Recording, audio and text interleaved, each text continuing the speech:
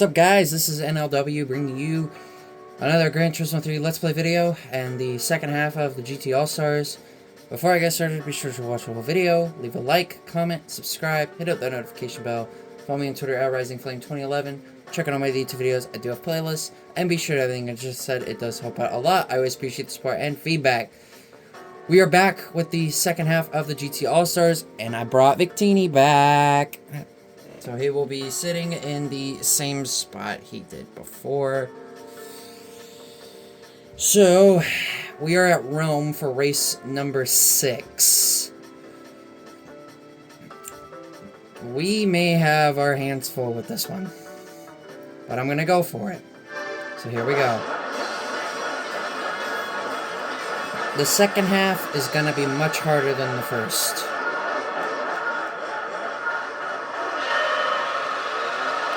Here we go.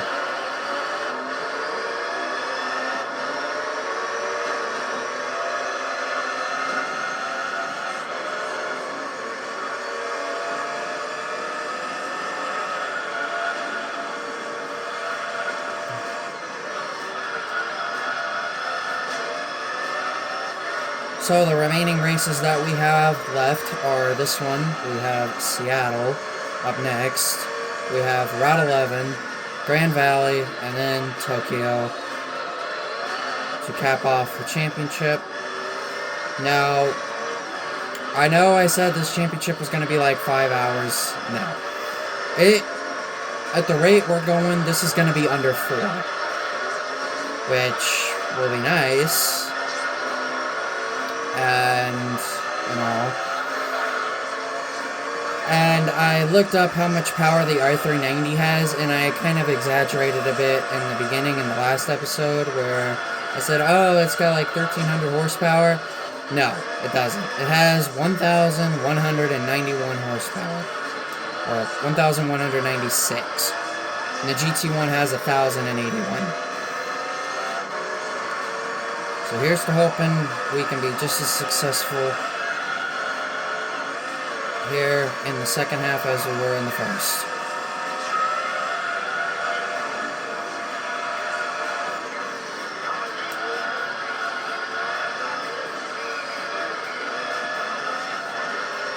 I did upload a Pokemon video that was over an hour and a half long because I had like 9 gigabytes of space left, so went ahead and uploaded that Pokemon Violet. So feel free to go check that out. So that I can make space to do the second half of this championship tonight. I've been waiting like 3 hours to finally get an opening to do this. I watched Hell's Kitchen and Kitchen Nightmares and had to wait till my dad was done doing stuff. And then I had dinner. So I was doing a lot.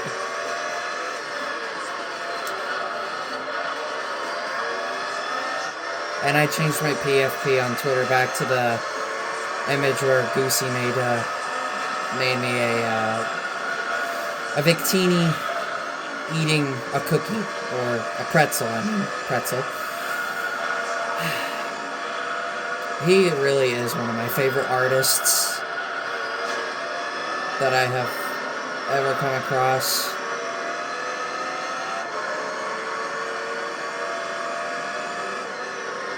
Does a great job. Ever since he showed that video, shared that video with me,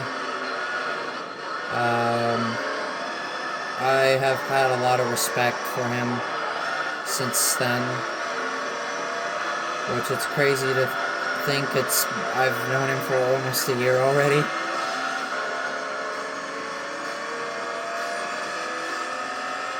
Yeah, if you can believe that.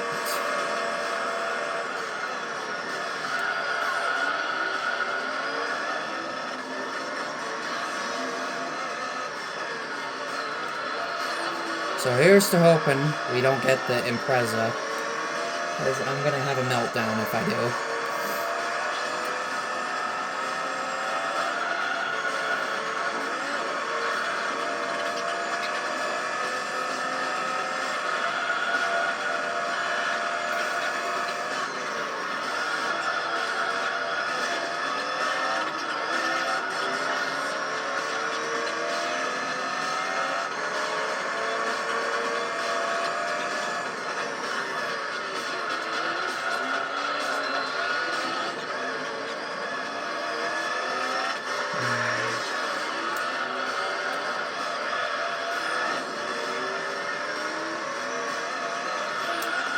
So I wonder how the AI are going to do in the second half of this championship.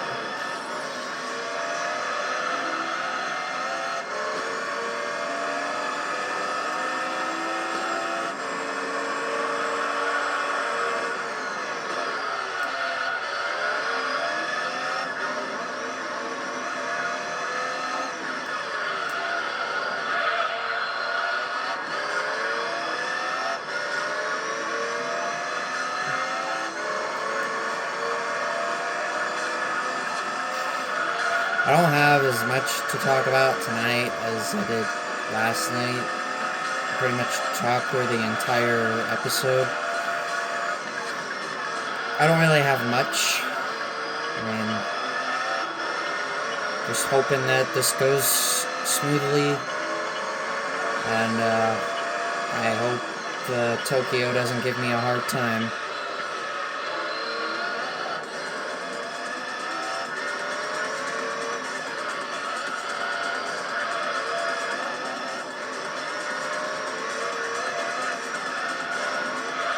Oh yeah, and another championship.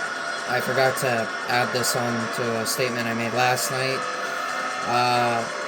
You know how I said I'd bring Victini for this championship, All Japan, GT, and the Formula GT.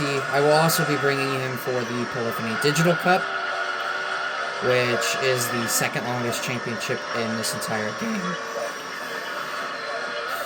So I thought I'd bring that up. I mean, why not? He's been very good luck so far.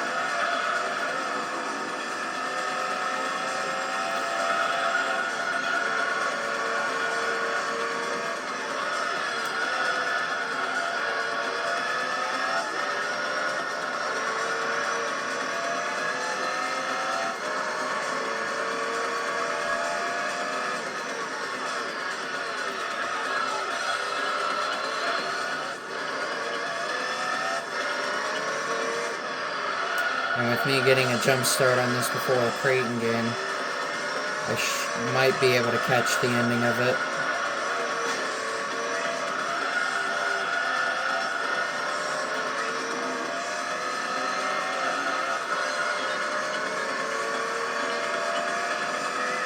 Hopefully, I'll catch the ending of the game.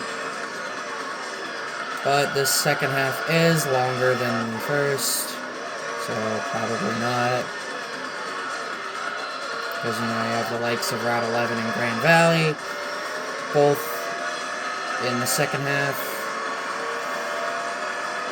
It was in the first half. The longest race was by far a test course. And GT1 is pitting. Just curious to see how many laps the R390 goes.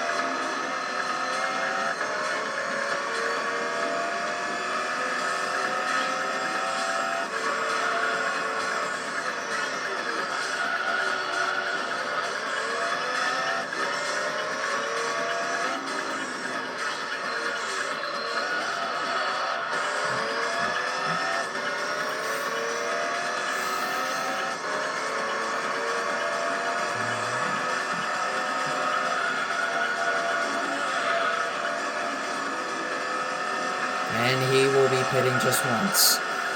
Man, test course was really a burner for him.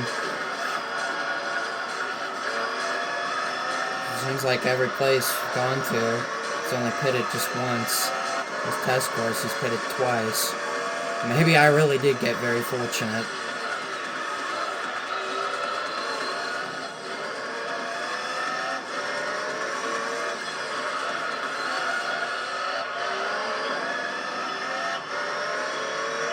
So I did leave a poll on the Twitter earlier, as in during the day, about whether or not I could make Elite Smash in Smash Bros. With anyone. And I had put in parentheses Pichu and Pyro were very close. There's only been 3 votes, which I'm not surprised. I usually don't get a lot of votes on my voting polls. I put yes, no, and 50-50, and all 3 votes have said yes. So I have believers. I really do. It's nice to get support from other people, and I'm truly grateful for those responses. I wouldn't be mad if somebody said no, because Elite Smash is not an easy thing to get to.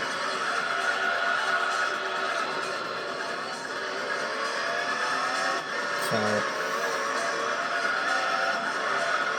I need a job first, so I can get money, so I can get Nintendo Switch Online, so that way I can play more Smash Bros. Online, and work towards it, towards Elite Smash.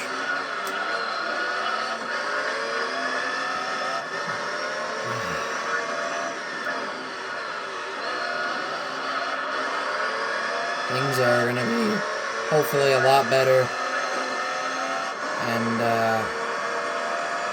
hopefully I'll win a lot more with Toon Link than I had before. And I did look last night about Pichu's numbers, about how many wins I had. I had like 376 victories in online play, so you can't tell me I have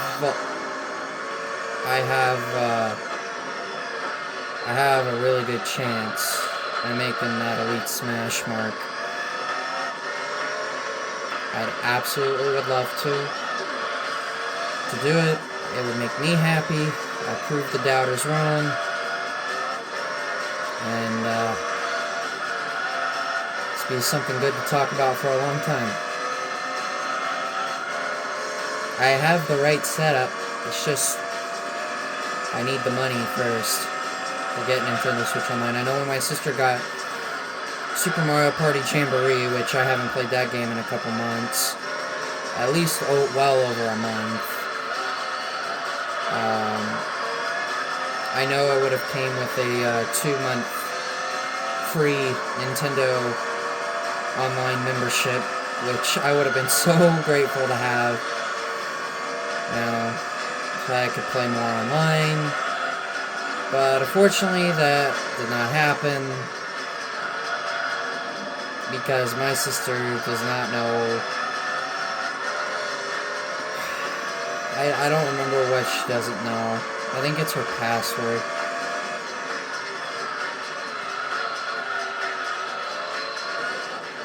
Other than that, if I could have, I would have done it. I would have played online. I'd probably get frustrated again, but sometimes you just meet really good players, and sometimes you meet really crappy players.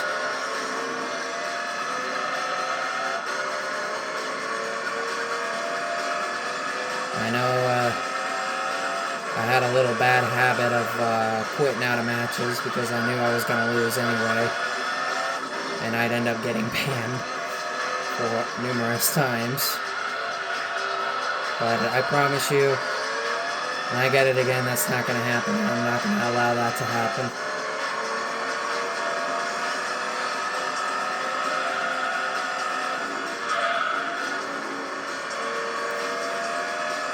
I'll keep fighting. I'll work to get better every day, every hour, every second.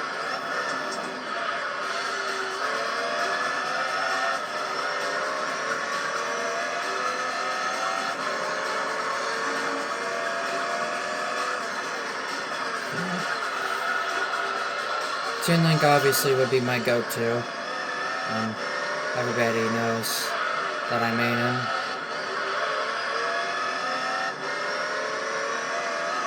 So, I mean, it would make sense that he would be my go-to.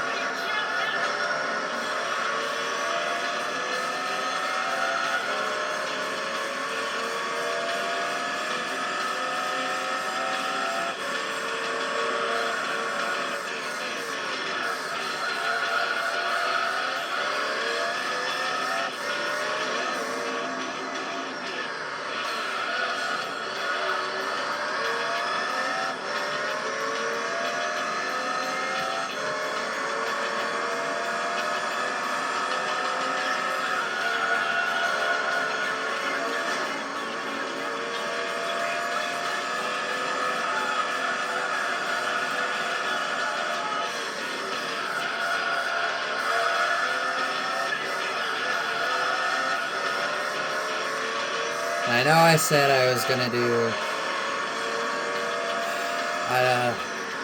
Nox GT3 tonight, and I mentioned it was, well, this was when I wasn't recording.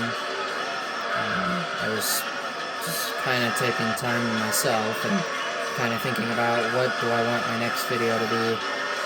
And it came down to Mario Kart 8 Deluxe and TSR, because I need to finish TSR. And I know I haven't done Sonic 06 in a while.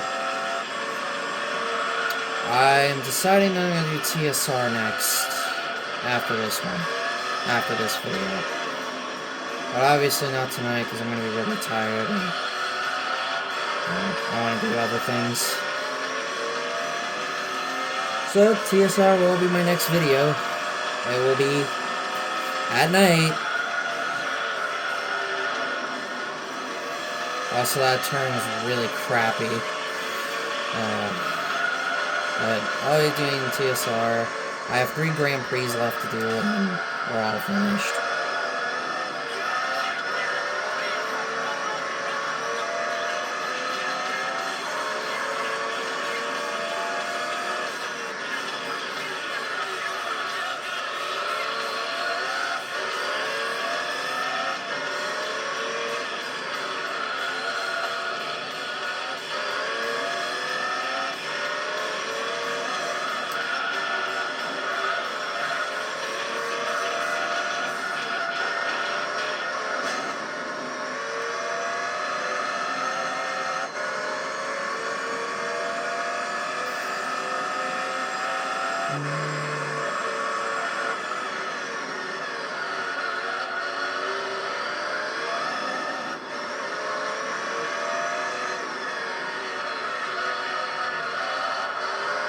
Alright, got one more lap left.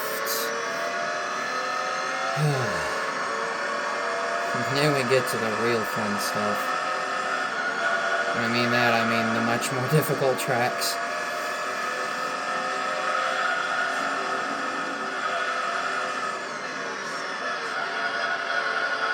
It's really the last 4 races that are probably the toughest in terms of track difficulty and annoyance of AI.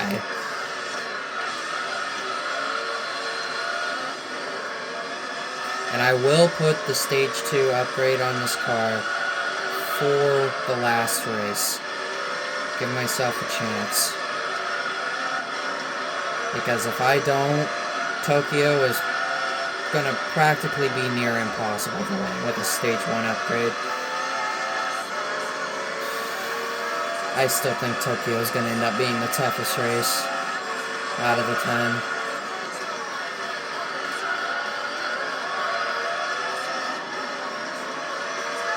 Looks like it's going to be another lengthy wait.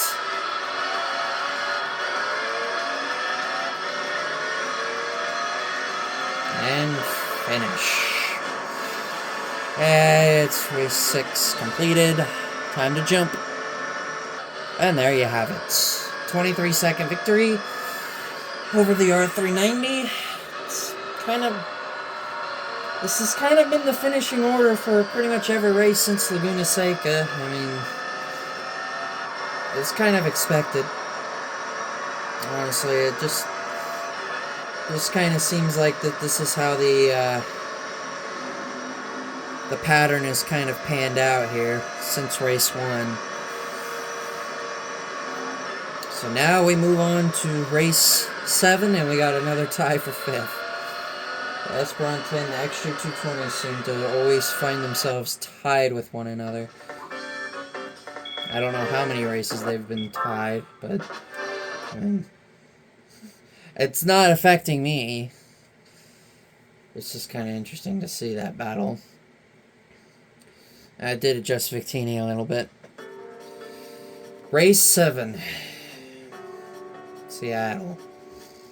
If the 787B was here, this race may be much challenging because the 787B is the best car here, usually, for this race. I am not going to qualify, and I'm not going to add the upgrade. I'm going to take that risk, because this is really when it's going to start getting difficult.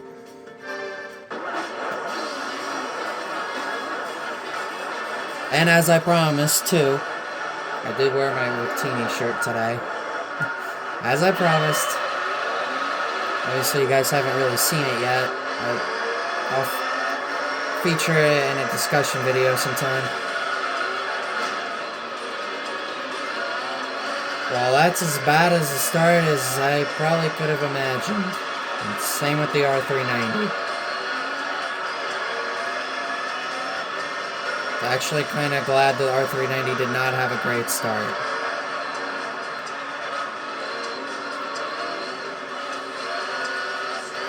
That R390 is really struggling already. That GT1 is gone. It didn't take him much. And I also did take a look at the other cars that were here. The Esperante has 891. The XJ220 has 922. And the Altezza has, I think, 880 something. Around that same area where the Esperante sits.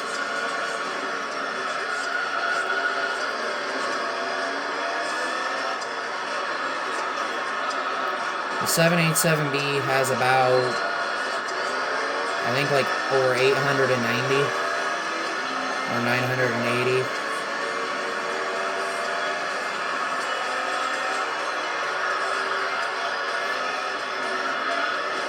Gosh dang it.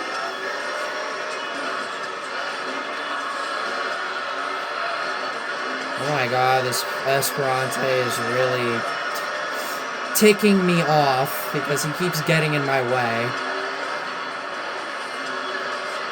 More than anyone else.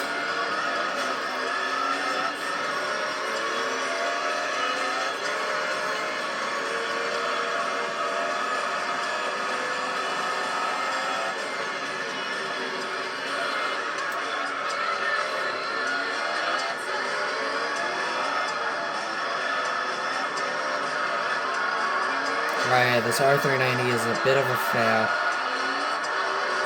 I can take advantage of that.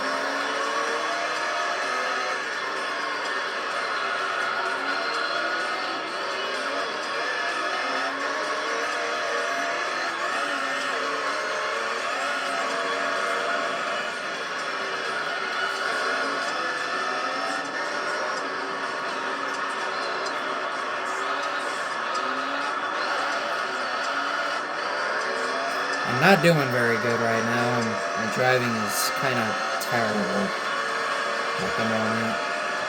Hopefully I can pick it up a bit. Pick it up a little bit, because I still keep failing the chicane. Shades of the American Championship. I crashed into the wall and managed to come from behind in one lap and win. God.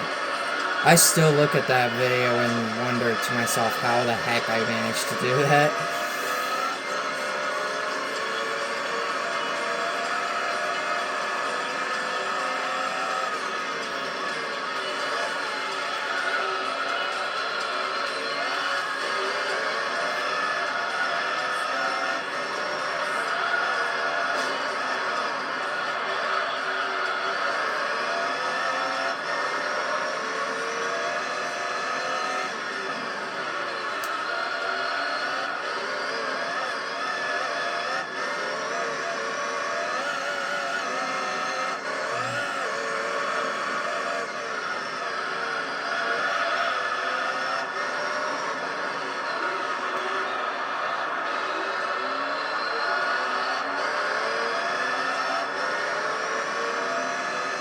question is when is the R390 gonna pit?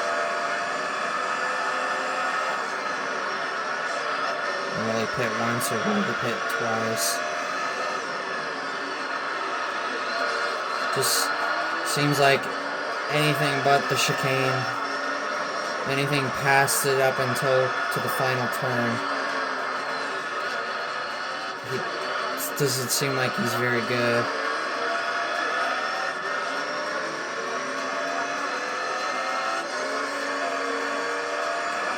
And I'm not taking any advantage of that because I'm making a lot of mistakes myself.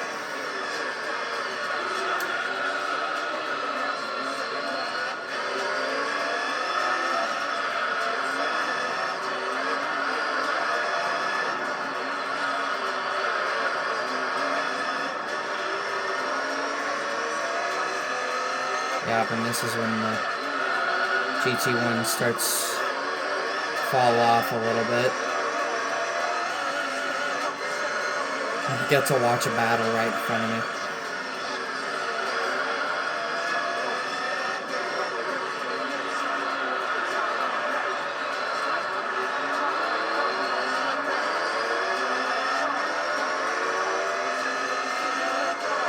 Now I have to get by the GT1, which is not going to be easy. There's that. Every time the R390 messes up, I don't take any advantage of that, except I somehow managed to take advantage of it that time. And the GT1 actually benefited. Oh my god, this is awful. I think all three of us are driving like utter S-word right now. Utter BS.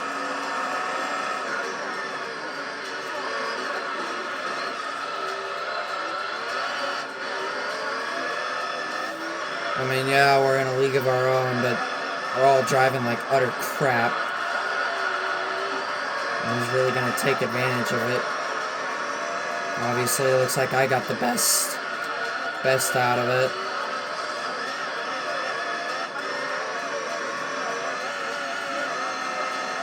I kind of wish the 787B was here, make it even more exciting. Yeah, he wouldn't have been able to compete with the GT1 and the R390 at test course, but all these other races, it would have been interesting to see how well it would have done. I've only gotten that combination one time.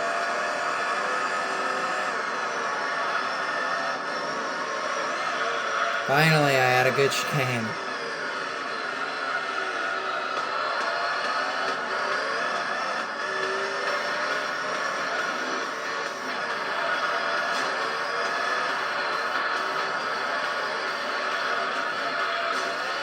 And my driving is still crappy.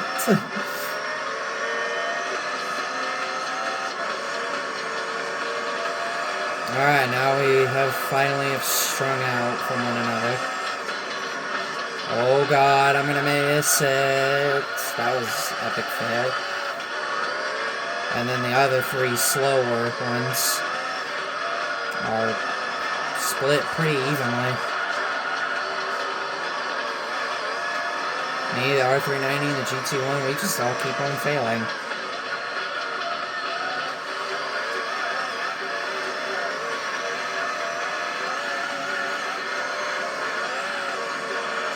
I have a feeling he's going to pit on lap 8.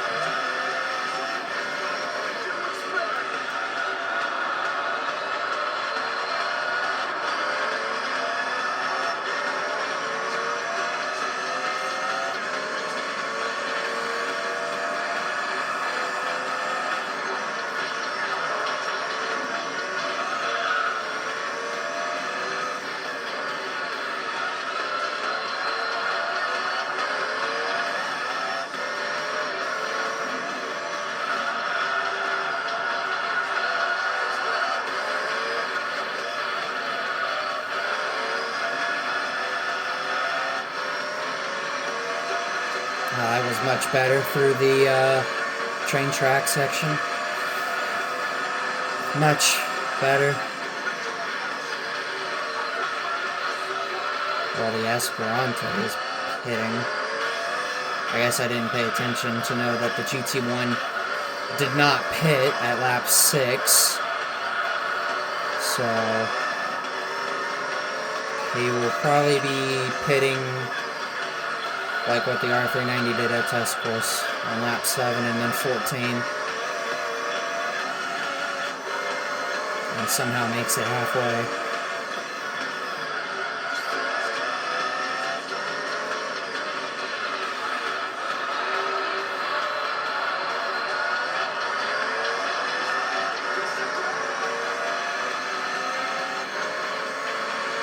I'm gonna get that new PB. So close to 23. And ever since I've gotten by them both, my run through that chicane has been much cleaner. I think I'm much more dominant when I'm in the lead than I am in traffic. So once I get open, it's hard to catch me and hard to pass me.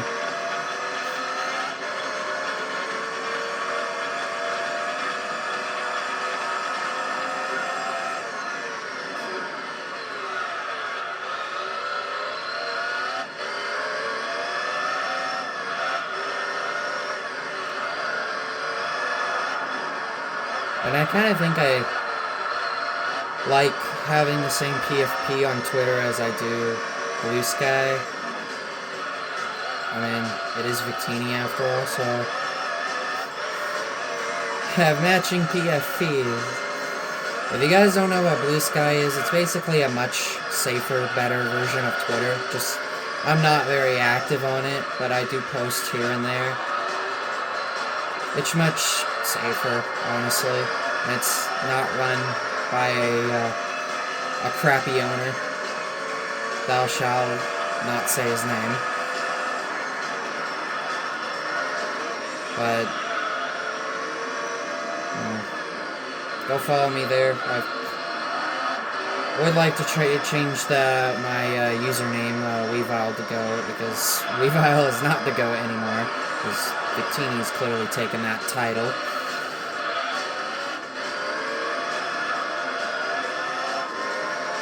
I mean, I still really like Weavile. I just don't really talk about him as much as I used to. I still really like having him on my teams in Pokemon games.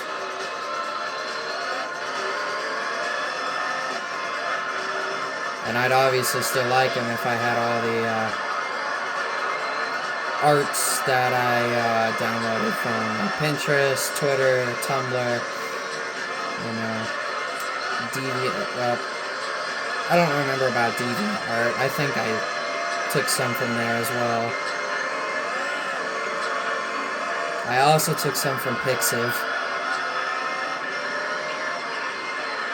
which is interesting because I've never used it, nor have I had the interest to use Pixiv. I mean, it's a Japanese website.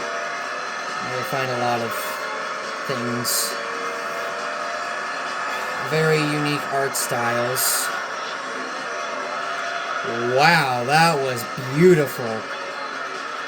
I know I cut it close, but that's probably as best as of a chicane I've ever had through there. And a race car. That was so smooth. But I still really like Weavile. I just don't talk about him very much. Like others. Like Toon Link and Princess Daisy. And Blaze the Cat. I don't really talk about them much. I still really enjoy them. It's not like Victini and Jirachi and Knights, where I really love talking about each of them. I mean, they're top characters for a reason. Victini and Knights are. Jirachi is kind of in the middle. Kind of on the back half of the top 25.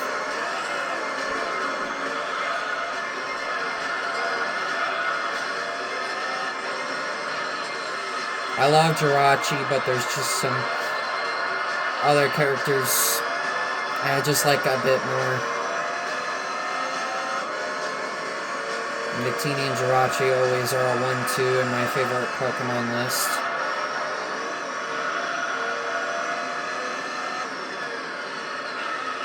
They will both always have a special meaning to me.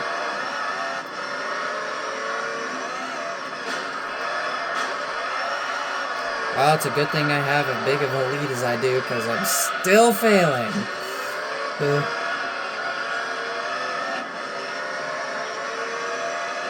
Just one of those races you just can't wait to be done with.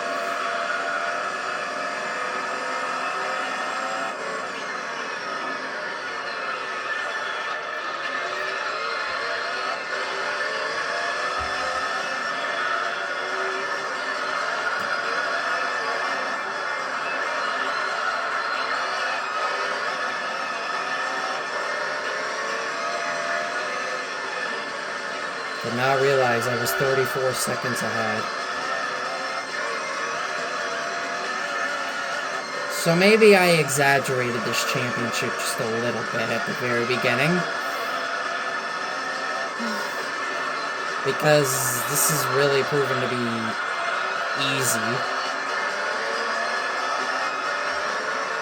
I'll tell you, the next championship that we're going to do will not be as easy.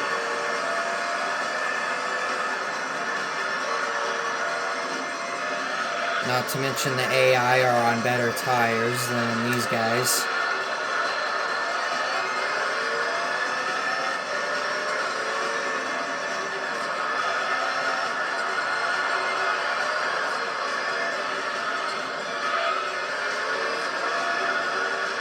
The AI in this game, just in general, are not very good on reverse courses.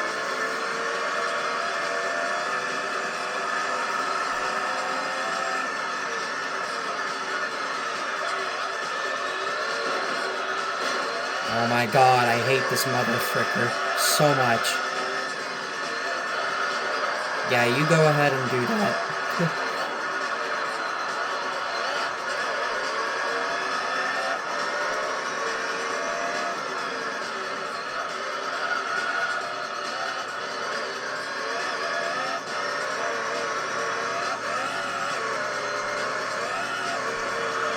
My driving has been very terrible, but I'm glad I'm still very well leading, and I'm sorry about that background. Freaking wood creaking so loudly.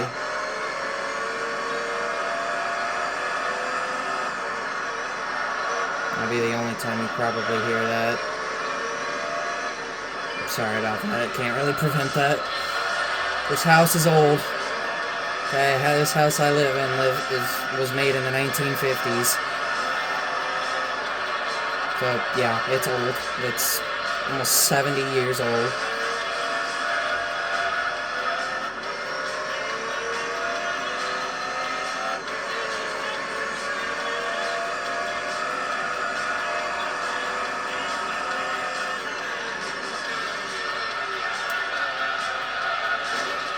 God dang it, my driving has been terrible in this race. Thank God I have as big of a lead as I do.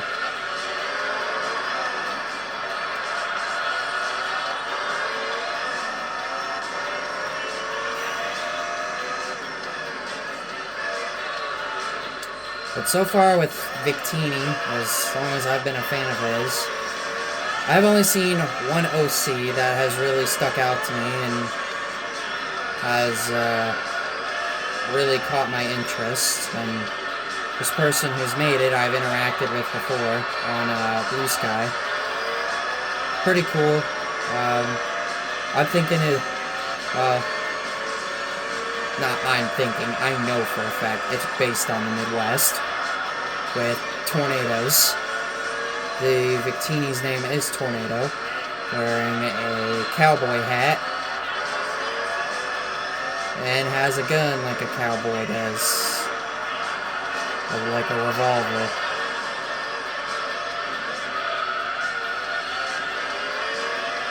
Very cool OC.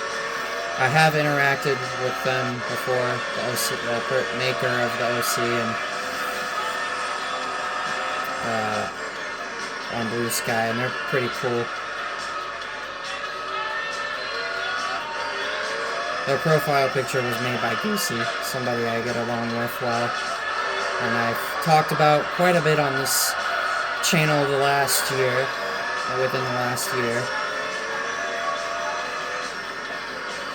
Very awesome person.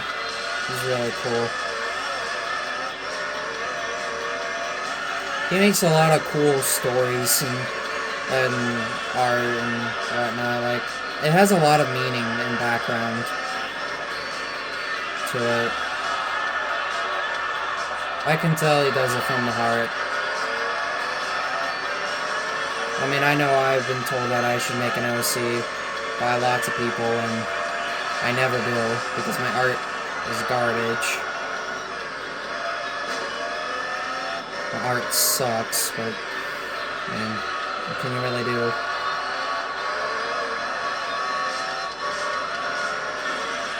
Man, we had a lot of tornadoes here in the Midwest. A couple of years ago, we had a tornado in December, which is so out of the ordinary.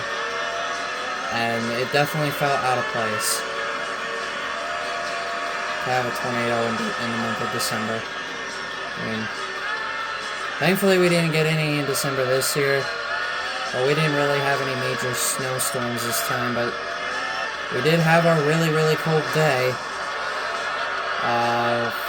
It being like -9 and the real field being almost -30.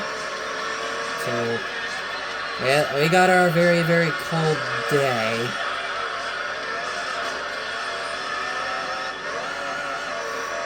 Just waiting for that blizzard to happen. I mean, I hope it doesn't happen, but it probably will. We usually get at least one a year. On some other occasions, we've gotten at least 2.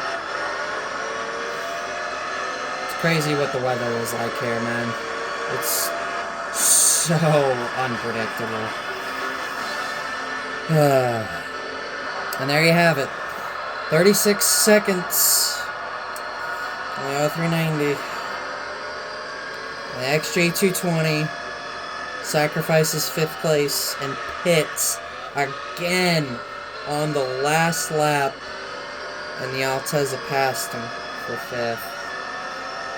I think if the XJ220 didn't have to pit at the end of the race so many times, the XJ220 would probably be more than enough in a comfortable position in 4th.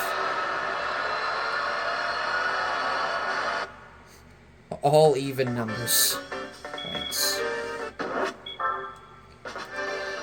So onwards to race number 8. Which is now going to be the start of the longer races. Route 11. Reverse. Oh god, the AI are so bad here. There we go. 15 laps. Every race is 15 laps. Here we go.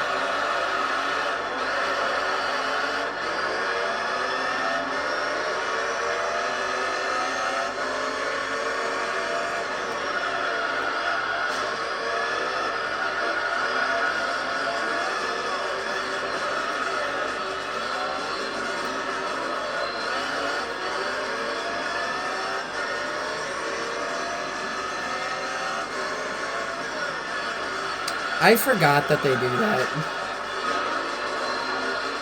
I pretty much got forced into that wall.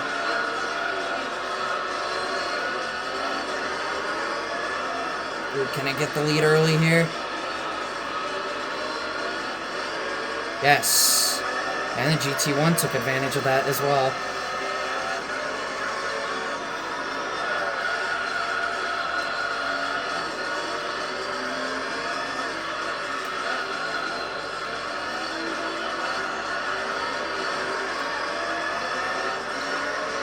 And as I mentioned earlier, I kind of wish the 787B was here.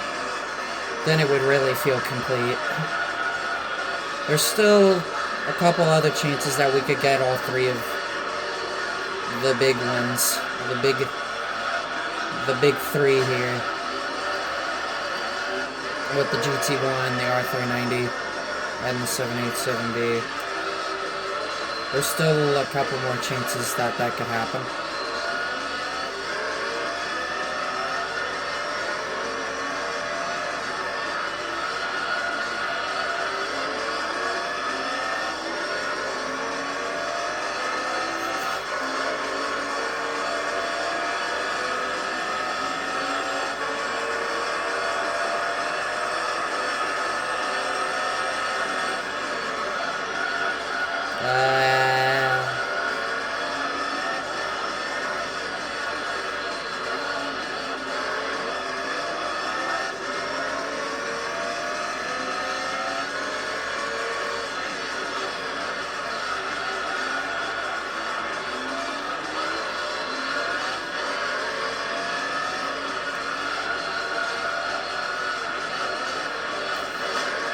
So up next will be the All Japan GT Championship, and then next we're going to cover the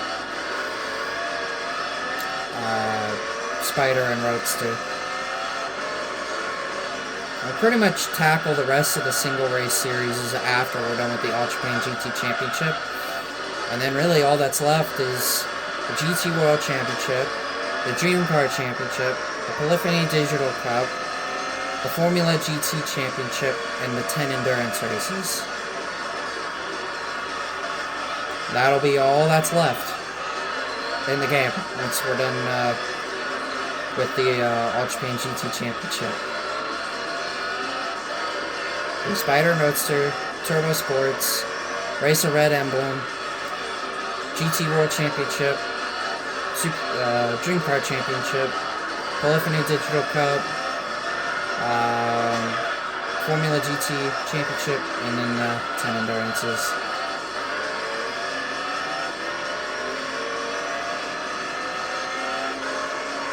We're getting down to the end here, guys. We're getting down now.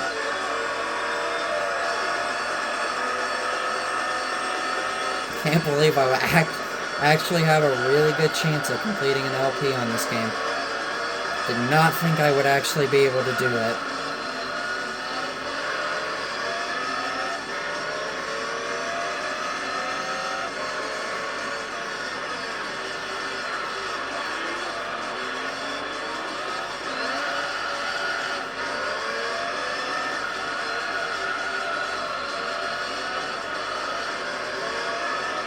And I know which endurance race is the longest.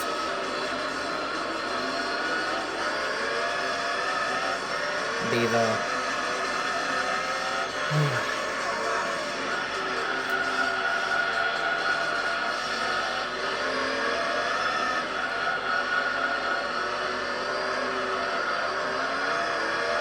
I think what I'll do for the Formula GT Championship, you know, kind of give the last race its own video since it is the finale. So what I'll do is I'll do the first 5 races, then I'll do the next 4, and then I'll save the very last race for its very own episode to give it that finale feel to it.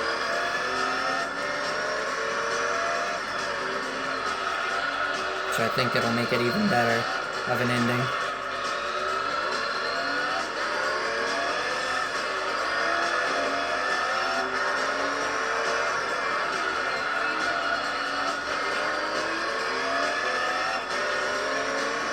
Actually really excited. Game I did not think I was actually going to get through. Let's play. It's going to end up happening.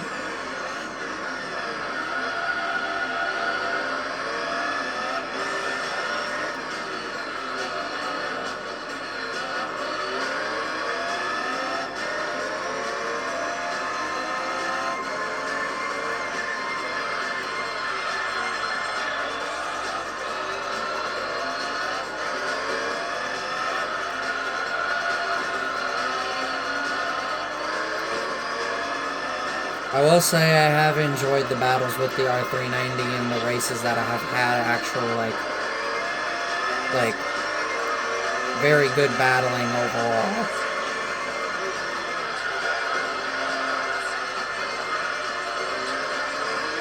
As in very contested races.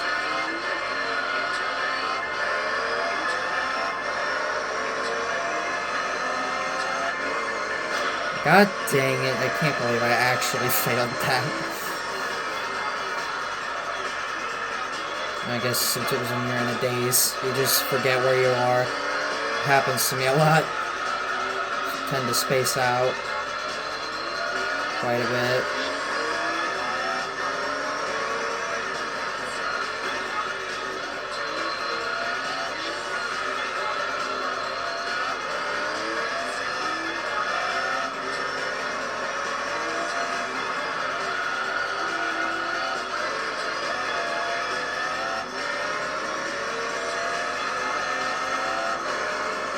The question is how many laps will the R390 be able to go?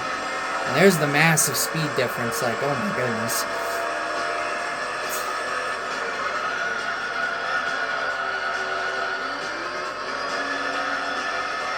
But I am clearly the more superior driver. I am failing everywhere again.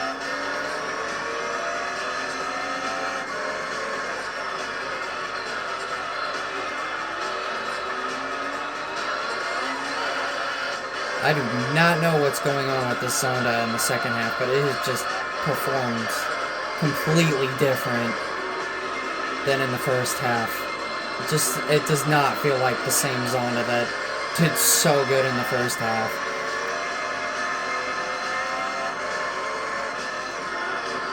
I don't know if it's because the AI's been more in the way or the tracks have been much harder, but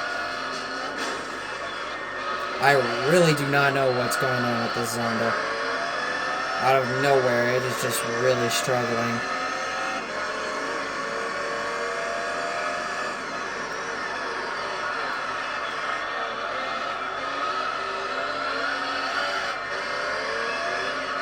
It just does not feel the same.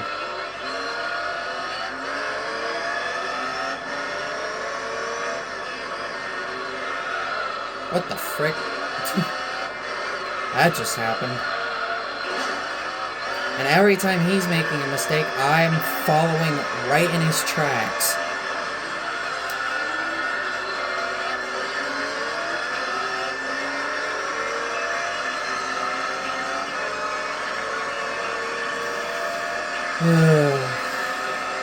This has not been very good. And my laps are just getting worse.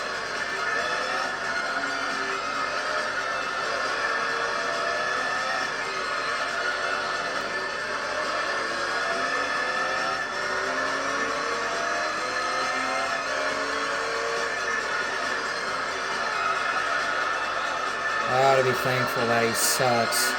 Because if he didn't, I would be numerous seconds behind him. Did not think I was actually going to go for the lead right there.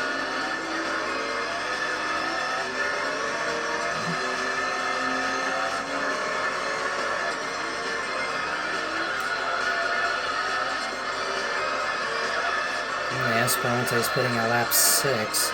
Interesting. Didn't pit at lap 6 at Seattle, I don't think.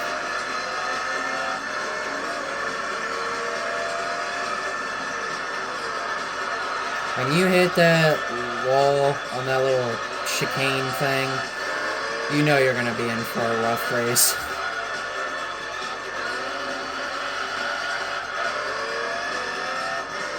Because that is a turn you should not be hitting the wall on.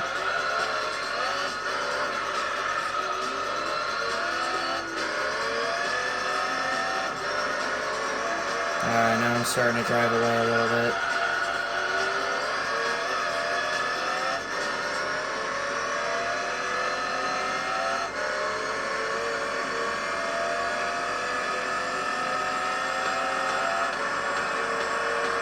Well, that lap clearly showed that my driving was better. I needed a lap like that.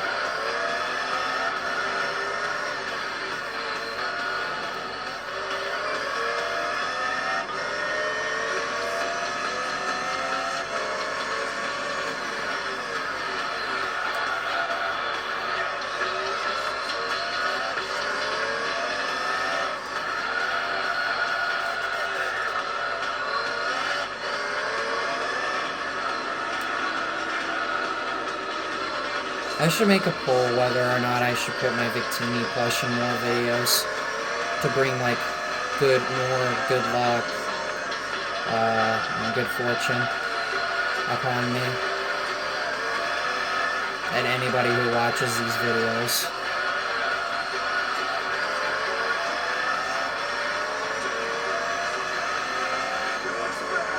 I should make a poll on Twitter for that.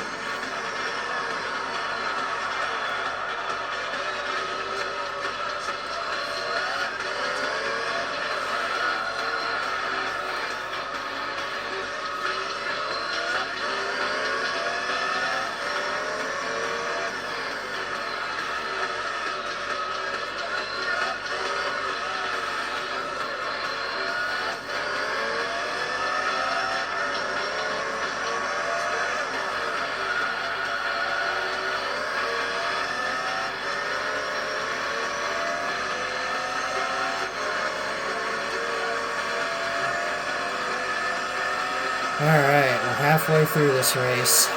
Another good lap.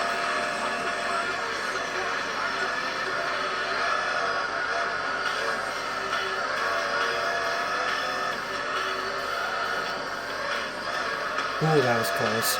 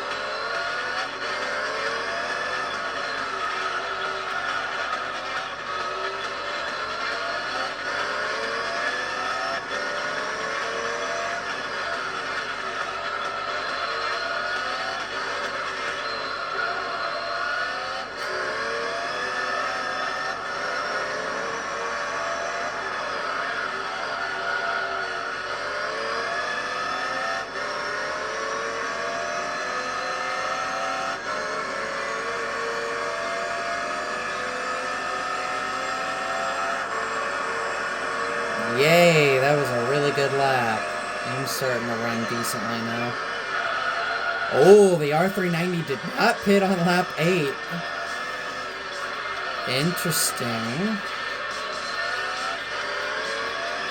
Very interesting indeed. He's changing up his pit strategy. Not like it's going to be effective, because I never have to pit.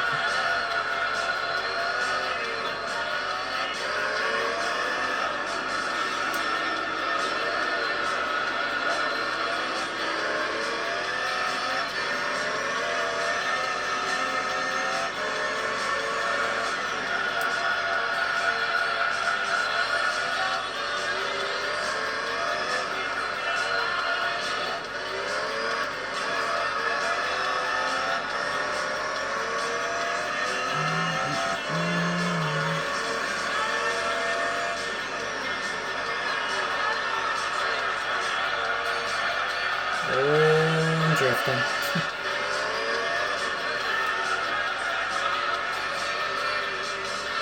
I can't believe it's almost the end of January. It feels like this month just started. And we're going into February in 11 days. Hard to believe. Much closer to NASCAR season, which I'm looking forward to. Pretty excited. Hopefully, the driver does good and does not choke in the playoffs, or barely makes it to the Final Four by the skin of the teeth.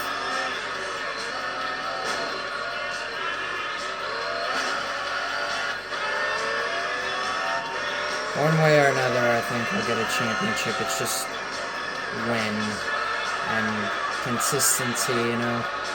You can't be placing terrible in the playoffs because, well, when you do terrible, you lose points and you're at greater risk of missing out on an opportunity for a championship.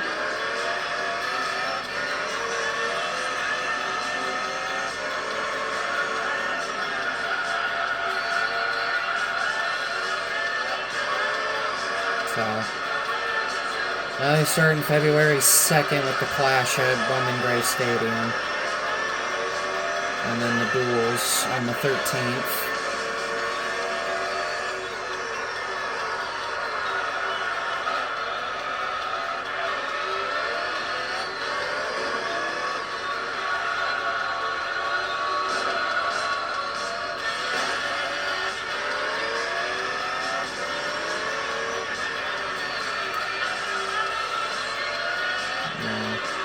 Super Bowl will be coming up.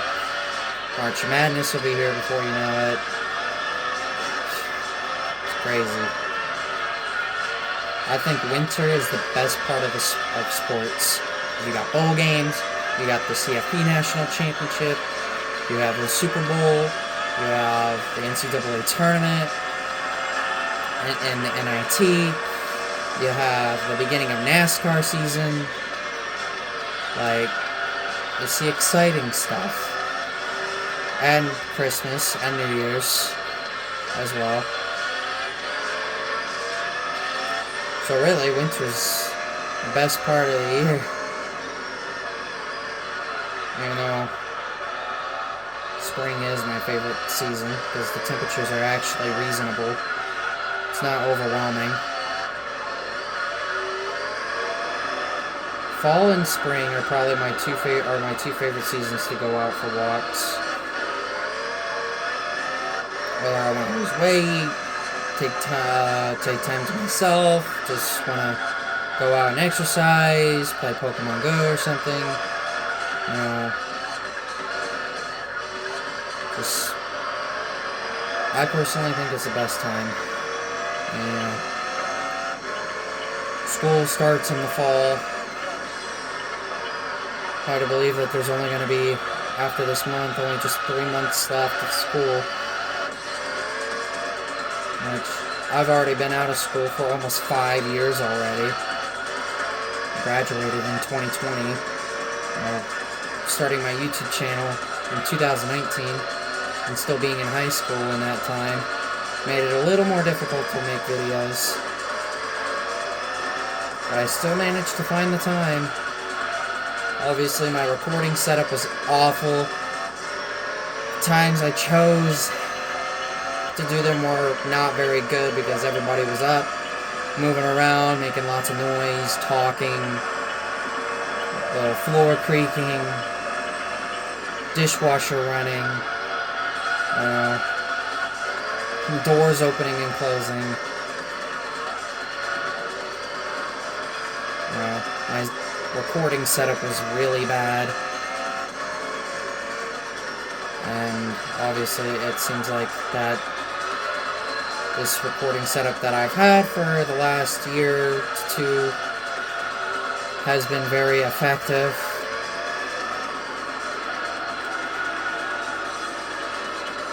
And my quality of videos has been better. My videos come in 1080p. As before, they would only come in like 360 or 480p.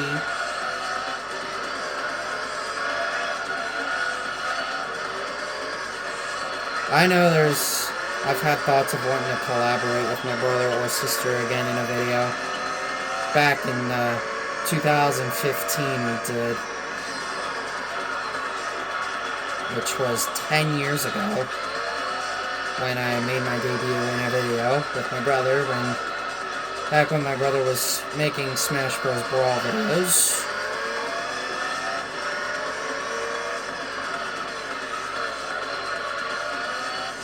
But it was probably for the best I didn't have a channel back then because, school was pretty involved with sports, had a lot of homework, My filter was not very clean when it came to talking.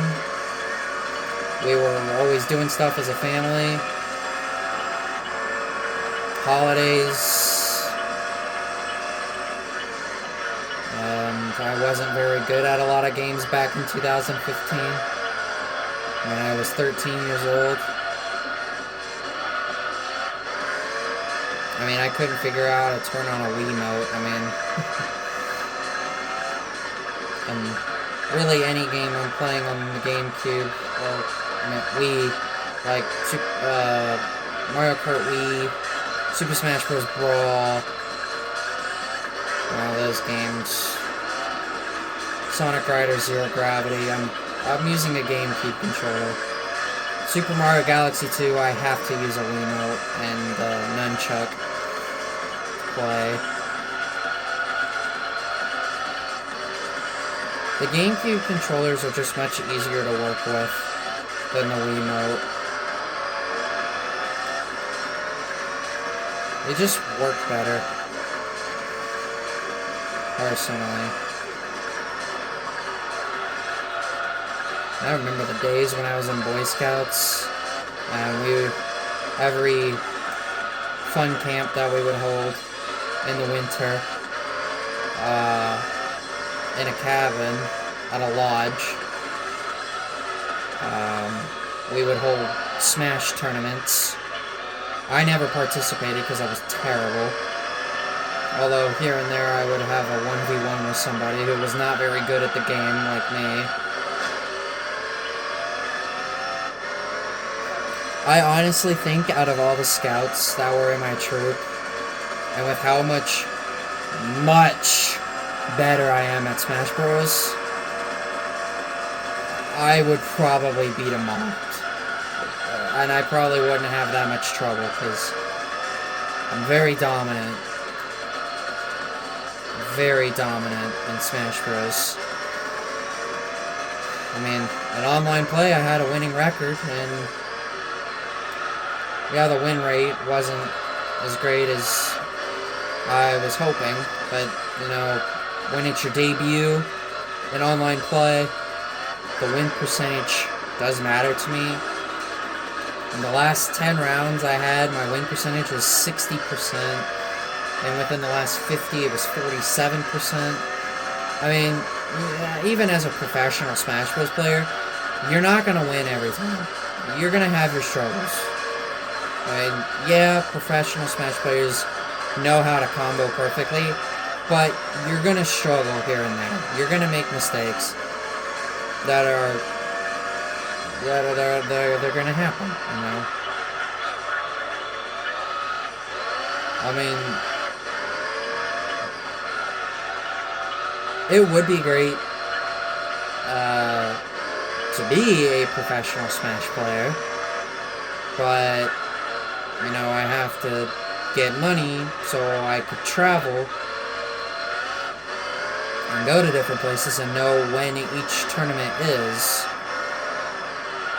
You know, like the local tournaments, except the local tournaments are tournaments held in the area you live in. So, I mean, I'm pretty sure I would dominate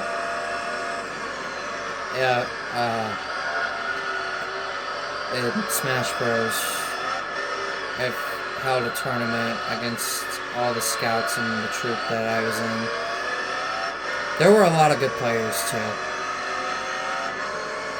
It was fun to at least watch, though.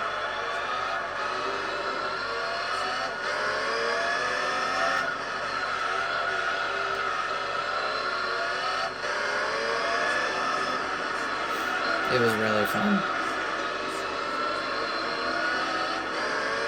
My first main was Sonic, but that was only in Brawl. Then I ended up using Kirby and Mr. Game & Watch, and then have been just using Toon Link for so many years. As we know that I'm a big fan of Toon Link, and I've been a Toon Link fan for over 10 years now. which is insane.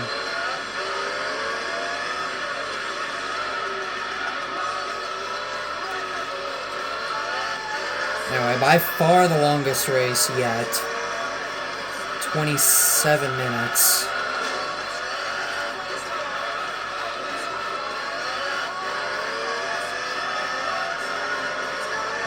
By about 32 seconds. And I'm almost gonna lap the GT1.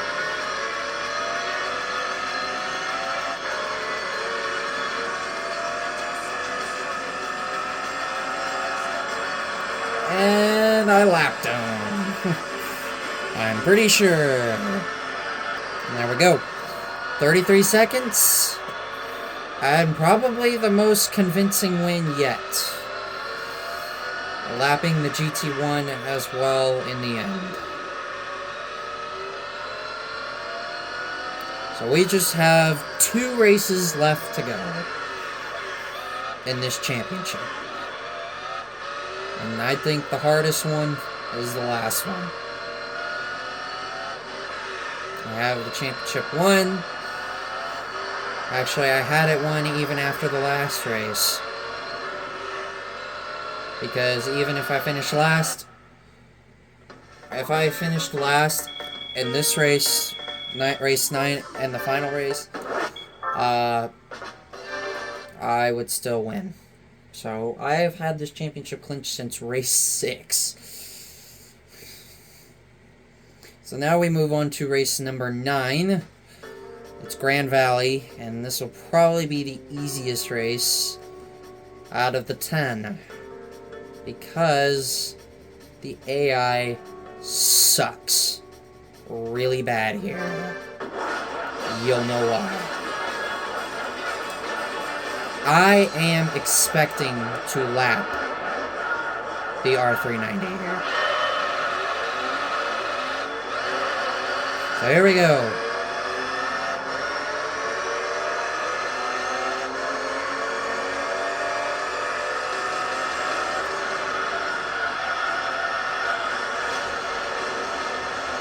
Oh god. Yeah, they're gonna do stupid dive bomb that they do.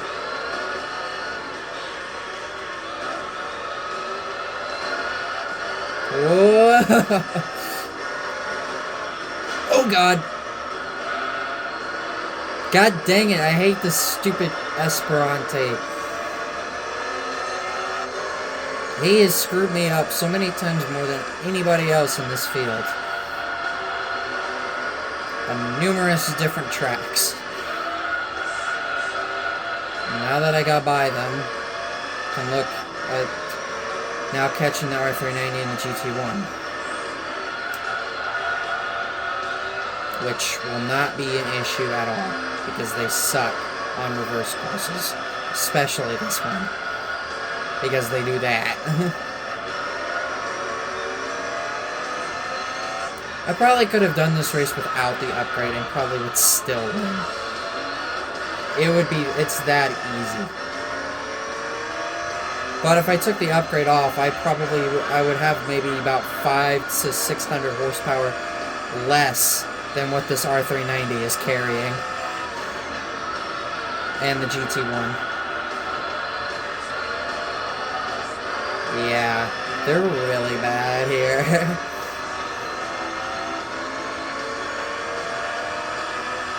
They may be faster than me, but they suck.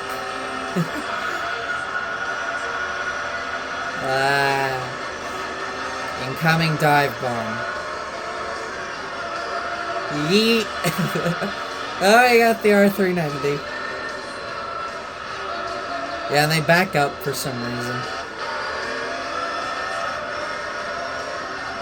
Oh my god, I almost hit that wall again.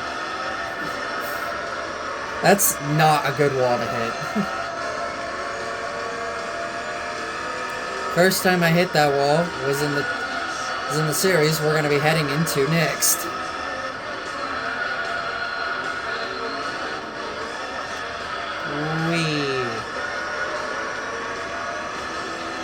Kind of hoping for a bounce back performance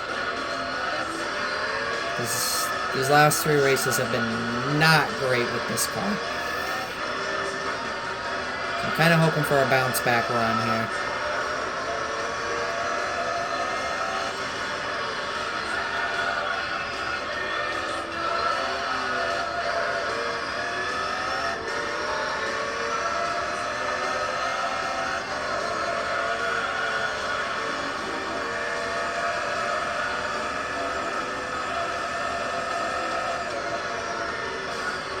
Gran Valley is probably one of the coolest tracks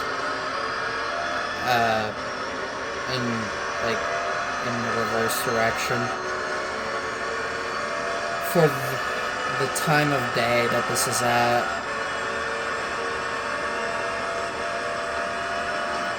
I'm pretty sure it's in the morning as well. The time is set in the morning.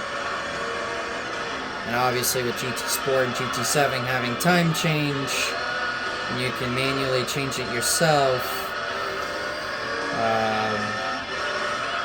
Yeah, you could make Gran Valley just as pretty. Well, you can't get any prettier than this. Because I think Polyphony did this track dirty in GT7. Although it's kind of funny how in GT Sport, Gran Valley is not a track in the game, but yet the Circuit Experience logo is Gran Valley East. Yet Gran Valley was not in the game. It's obviously in GT7, as well as the East version, but why did they have the Circuit Experience logo Gran Valley East if the track was not in the game? It's a very questioning kind of thing. Like, was it gonna lean to Gran Valley's comeback at some point? They were planning on adding it in GT Sport, and they never did? Or were they just waiting for GT7 to happen and just to add it there? Like, there's a lot of different possibilities.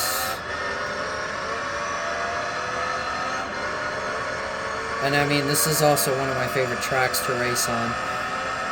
Forward or backwards, doesn't matter. I mean, Apricot Hill for me is just a perfect track, and this track obviously being the mascot of the series. I still think it should be considered the mascot in GT7, as well as the Castroton Supra. I said Supra. Supra is the mascot car of the series. Yes, the Supra. The mix between the Supra and the all-new Subaru Supra. No. I could not imagine that happening. The front end looks like an Impreza or a Subaru, and the rear end looks like a Supra. All new Subaru Supra.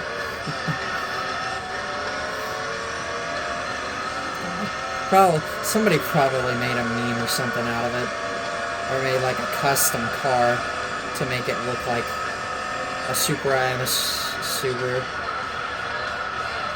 Who knows with people these days in the GT community. They probably made something cursed like that.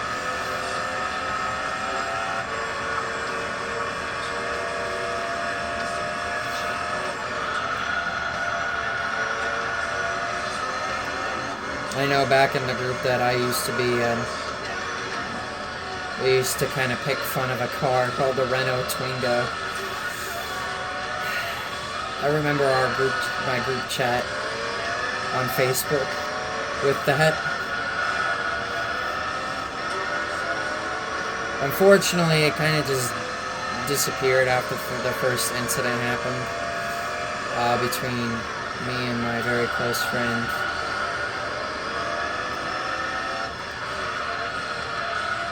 Back in 2020.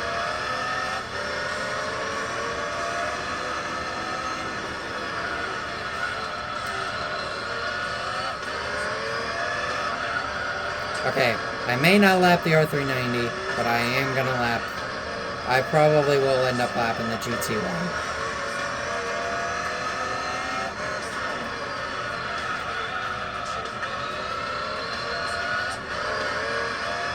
I hope my Creighton Blue Jays are doing well. I know they are playing tonight.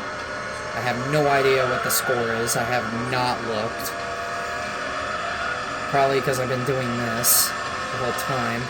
Or we're getting close to being done. Now we got 10 laps left here, and then we got one more race, and then we're finished. We go from one long championship to another long championship. But the next championship is actually longer than this one. Yes, that is longer than this one. All Japan GT Championship is the third longest championship in this game.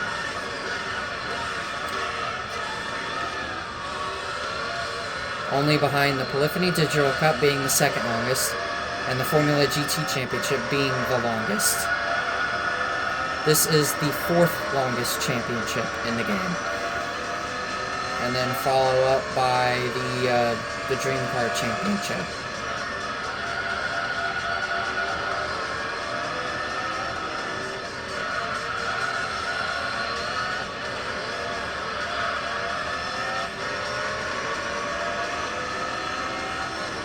The game, I would presume, would be in the second half right now. I'll look at the score when I'm finished with the recording. I want to see how they're doing. Or if it goes final, I have it notified, so I'll be able to see it once I'm finished. Hopefully they're winning. Oh dear God, did the R390 just spin out? I think he did, because his dot stopped moving. Yep, he's probably gonna be pitting. I'm expecting him to pit twice here.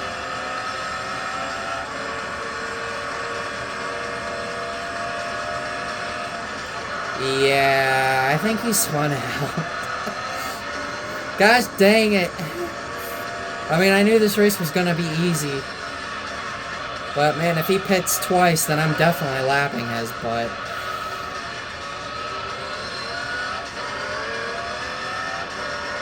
He's just all over the place. I mean, when you have 1100 horsepower, yeah, he's pitting twice in this race on lap 6. So he'll be pitting on lap 12. The GT1's not going to beat him, but if he was close enough to him, the GT1, this was probably his best chance at beating him. I am going to lap that R390. Like, they really are. This is their worst track in the entire game. They are so bad. You might as well just say they're worse here than they are at Monaco. And they're awful at Monaco. They're so slow.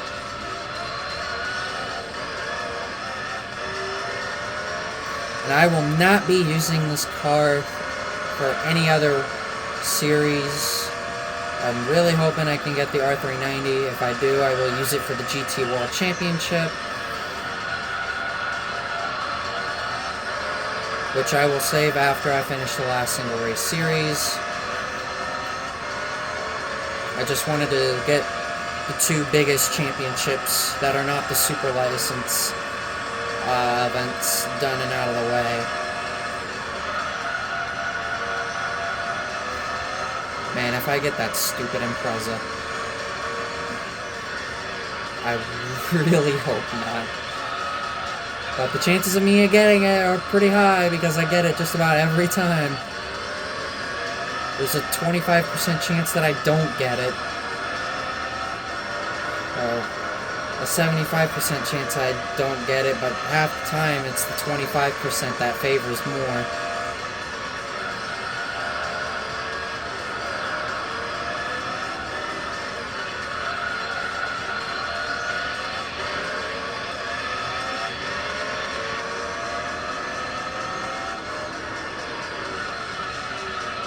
And as I said at the start of this race, I was not going to be surprised if I ended up lapping every single car.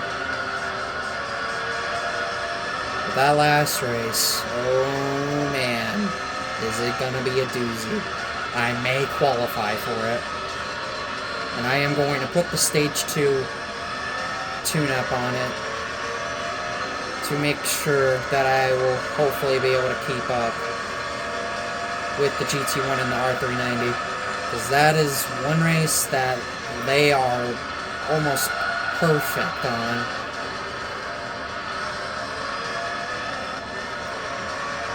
So if there's any race that's going to be a difficult challenge, it's going to be Tokyo. They saved the hardest race for last. Yeah, test course is hard, but the fact that the R390 and GT1 both hit twice, yeah, it kind of negates it from being the hardest. If the R390 only pitted just one time, then yeah, it would be much harder, I think, or be as difficult as Tokyo, because, you know, that R390 carrying 1,191 horsepower, yeah, it's a tough one to beat.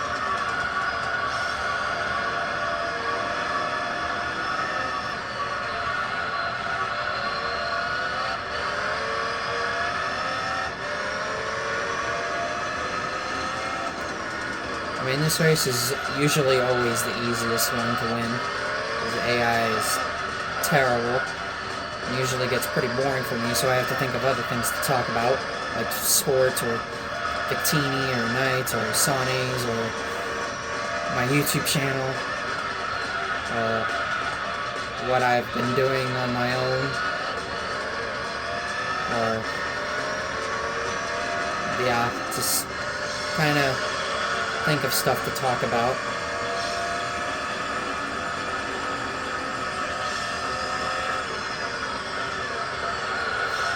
Yeah, I'm gonna end up lapping his butt again. I don't think I've lapped him at all yet in this championship. Actually, that's false. I lapped him at Laguna Seca. I actually lapped everyone there. That was the only other race where I lapped every single car. Other than that, the R390 has always stayed on the lead lap. So it's been 8 races ago since the last time I lapped the entire field. And that's gonna end up changing.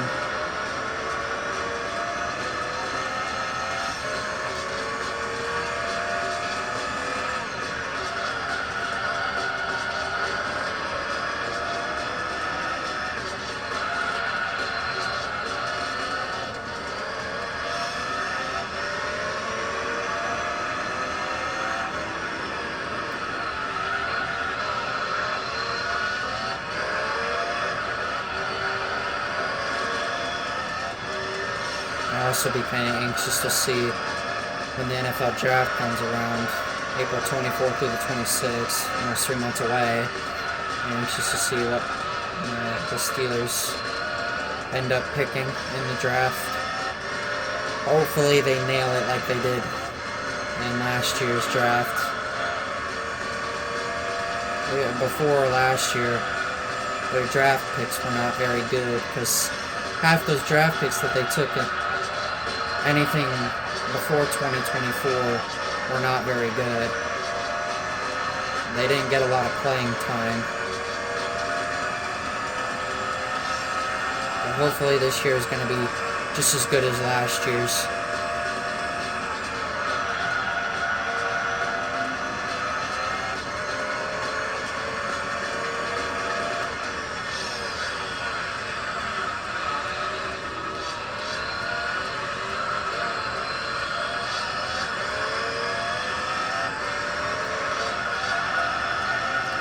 Can only hope.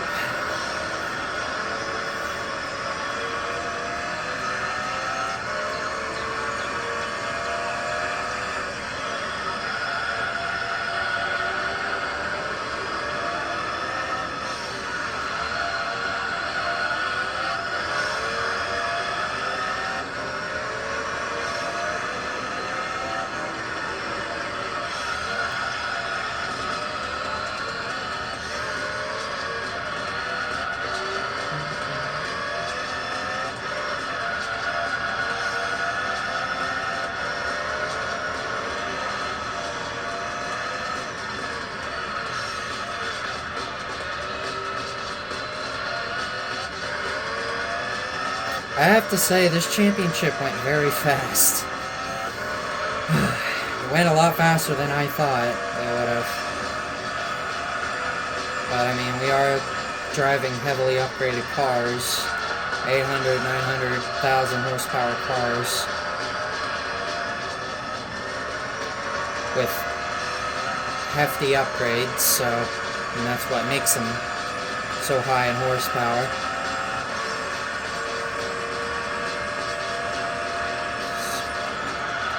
The next championship will be longer. Some of the races will be longer. Some of the races will stay at 15 laps, but some of the races will be a little longer.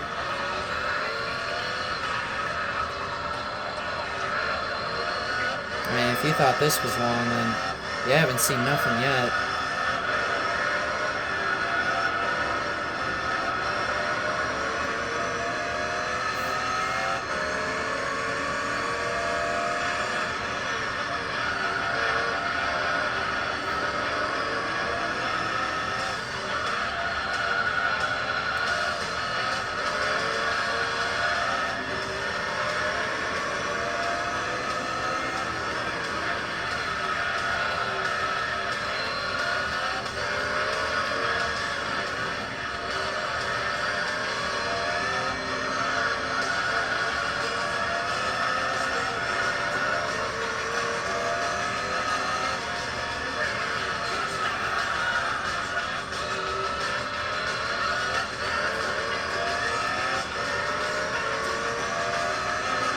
I also have to say about,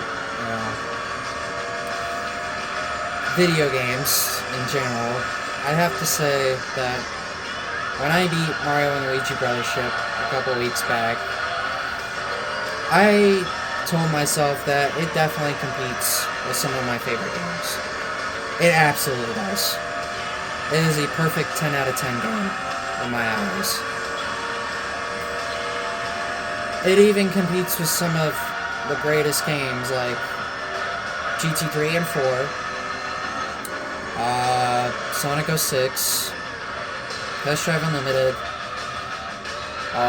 Legend of Zelda Wind Waker, Knight's Journey of Dreams, and Pokemon Black or White, and many others. It really is a great game. I'd highly recommend getting it. If you don't have it, you gotta get it. The story's great. The character is great. All the characters are great. The length of the game is great. The side quests are great. The exploration and adventure is really fun. Like, it's just so fun. Now, this is a hot take, but I think Mario and Luigi Brothership is the best Mario and Luigi game made. Now, this is coming from a person who really likes Dream Team.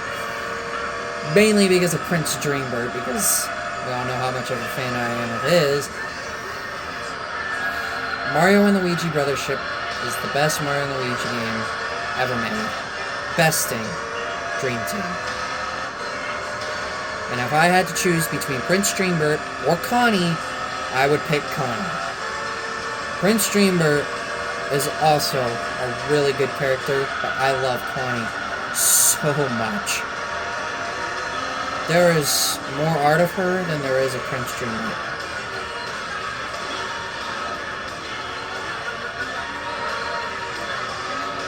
I mean, granted, Dream Team is a very popular game. It is very well liked.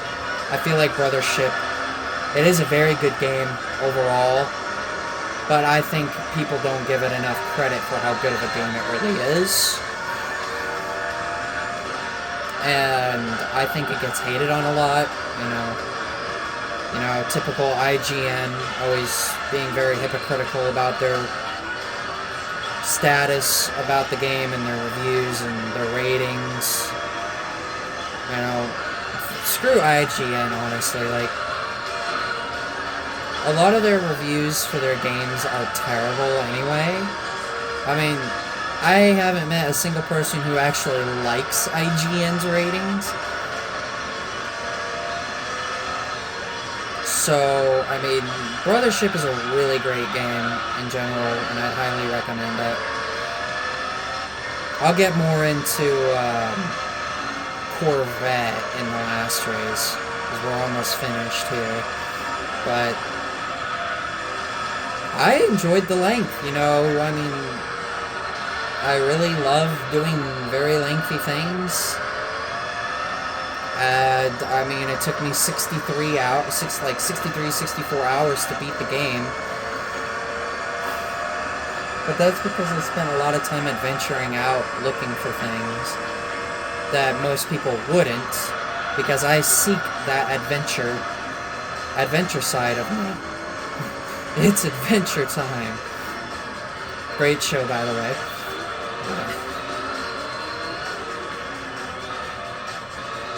But I really do think that Brothership does not get enough credit for how great of a game it really is.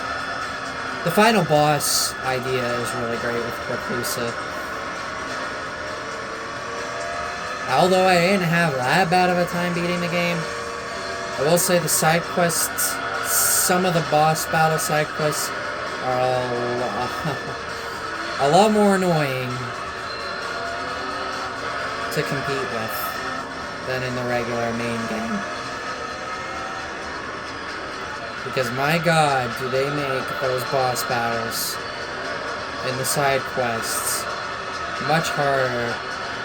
And I really hate this XJ220 for screwing that turn up for me.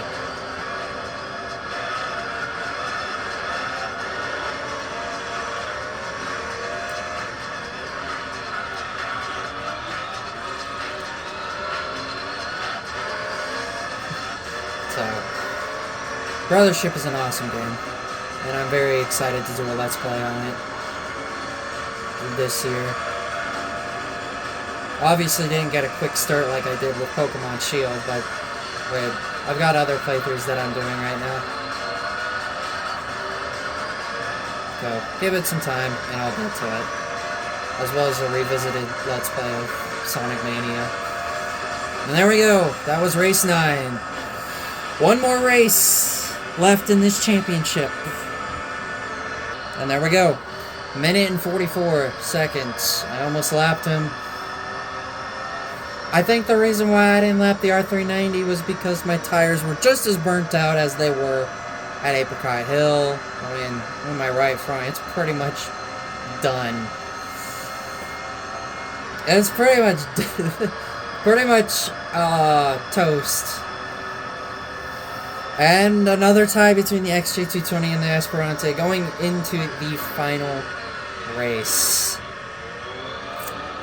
of this championship. I will qualify for Tokyo with the upgrade on. I hope it does well.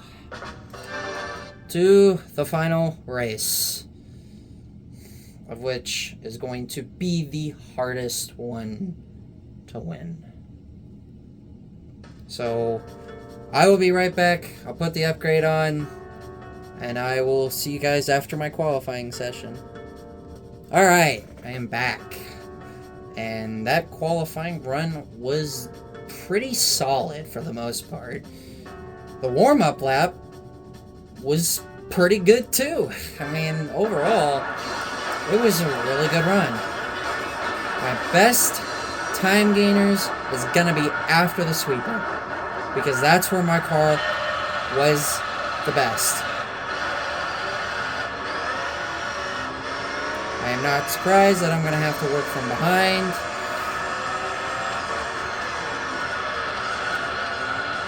But once this car got going and the tires were heated up, this car was a missile out of these turns.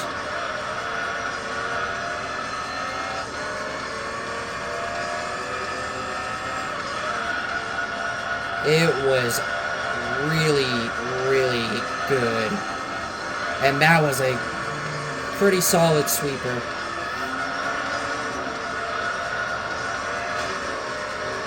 And once the tires got heated up, man, this thing was really good.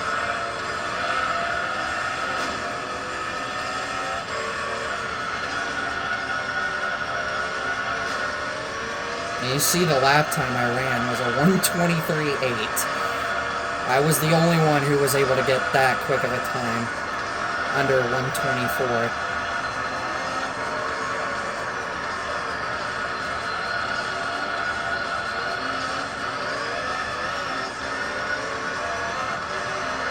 Alright, let the real fun begin.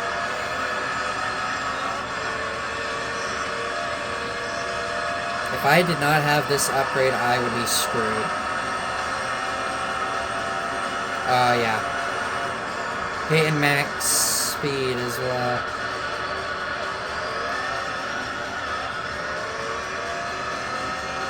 If I can run like what I did in qualifying, I have a really good chance to maybe even pass him on track. These two are just so good. Even the 787B is also really good too.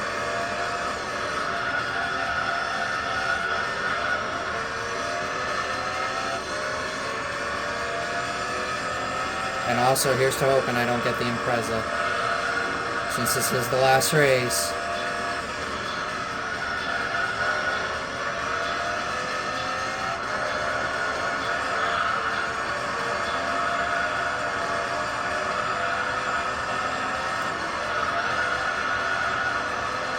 This was probably the biggest challenge I was going to face.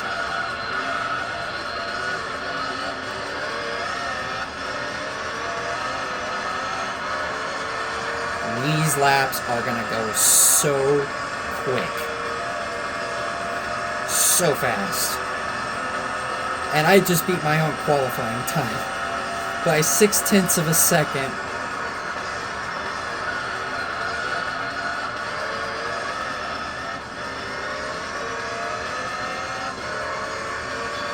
Well, even if I can just stay within 2 seconds of him like this, I'll be satisfied with that.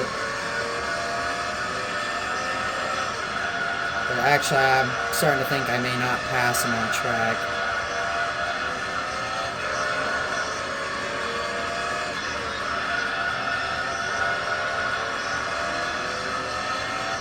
Or maybe not.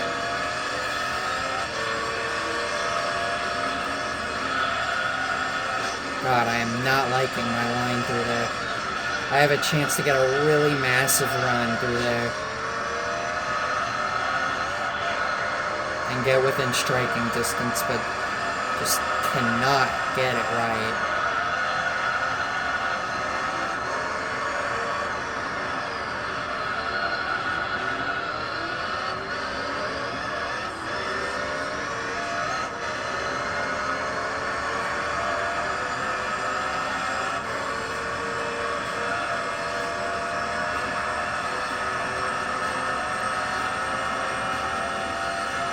Man, we left the GT1.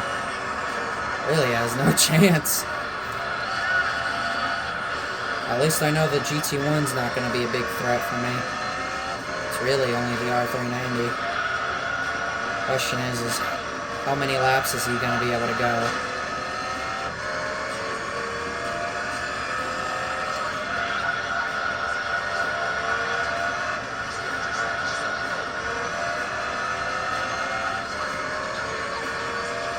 So, how much miles we've driven? 448 miles.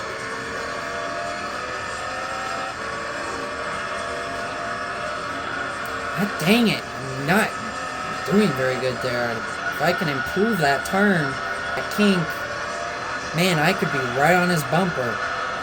I can get it right. Just can't. I'd love to. Seems like I'm figuring my way out through most of these turns.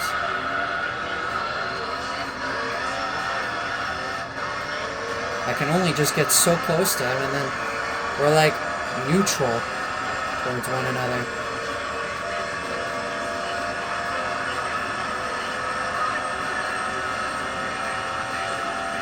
really between a second and a half and 1.9 seconds. It's really the margin of gap that it seems to be stable that. Oh, god dang it. Yeah, here come the fails. It's bound to happen. That turn can be pretty tricky.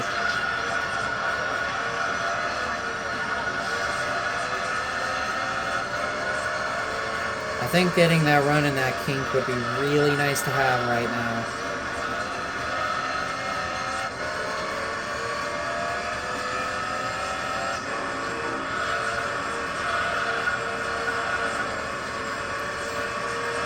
Got the right idea there, like, just still cannot figure it out. I did it so well in qualifying in my hot lap. I did it so well, and I just can't do it in the race.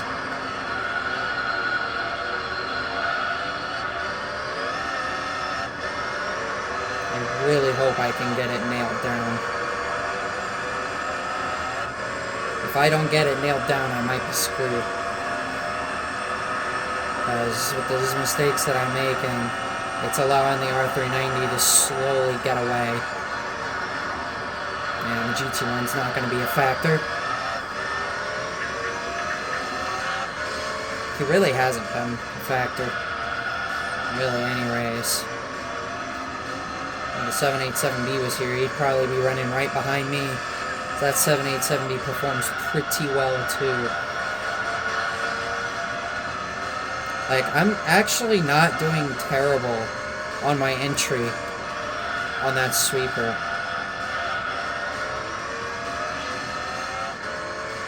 Alright, I'm back where I was again. God dang it, man. I guess with having 1100 horsepower, makes it all that much harder.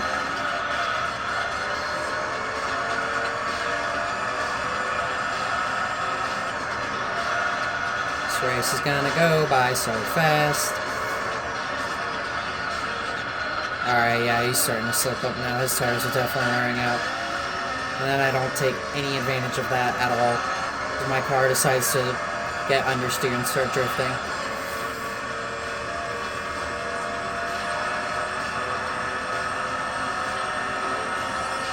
Got it back down to that 1.5 second gap, though.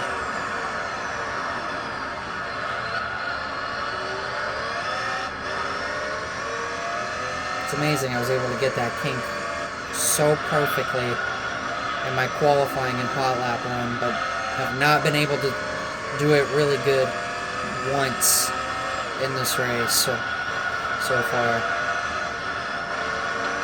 Oh, there it is. Well, I got the run that I needed.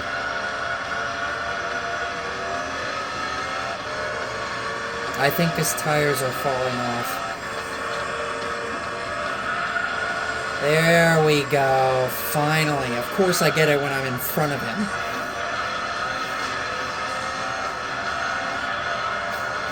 It's weird. Oh, I start doing better when I'm in front of him. When I'm behind him, I don't do well. Oh, God. Well, I kept it from going 360, but that was quite the adventure right there. And he's gonna do his pitch strategy like at a test course.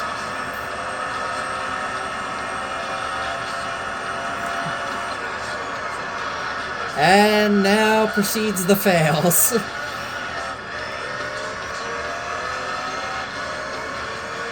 We're halfway done. Finding out. I'm telling you, I'm gonna get that Impreza. It's always, just every time I get it.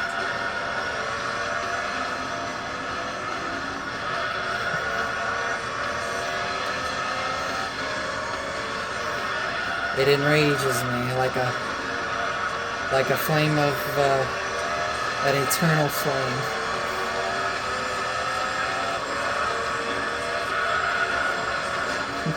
Yeah, it's like Cinderace's flame from Pyro Ball, where he makes a tiny little rock, tiny little pebble turn into a giant fireball.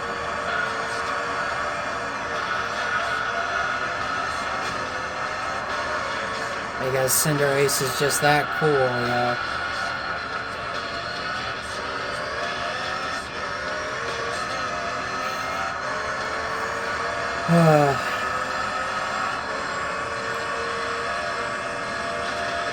I should start talking about Cinderace a little more on social media.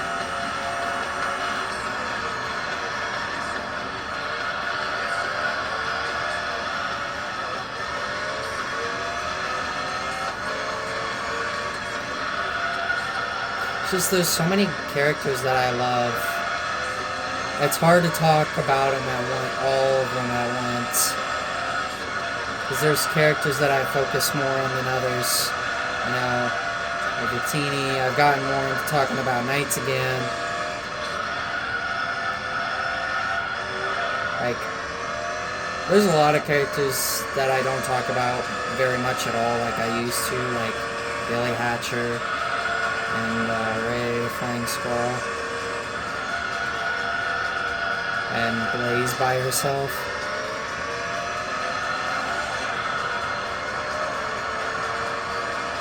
Toadette, I don't know why I've kind of taken away from Toadette, but I still think Toadette is really good too.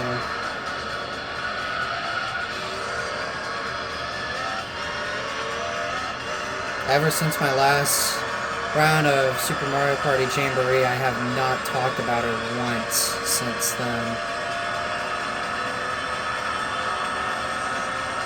It's kind of a shame because Toadette's really good. But I think Connie will forever be my favorite Mario character over Daisy and Toadette.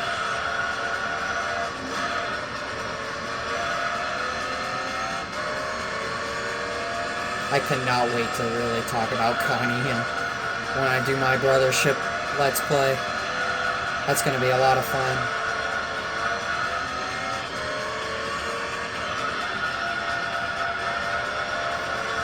I hope you guys are looking forward to it too. I mean, it's a Mario game.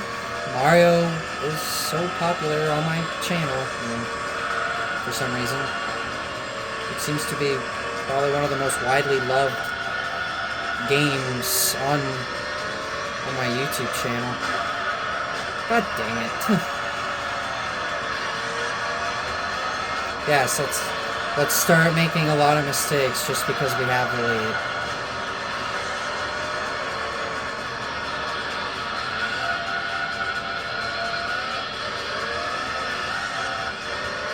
Well, when you have 1100 horsepower, I mean, you're gonna be kind of going all over the place. Alright, down to the last 5 laps of the GT All-Stars.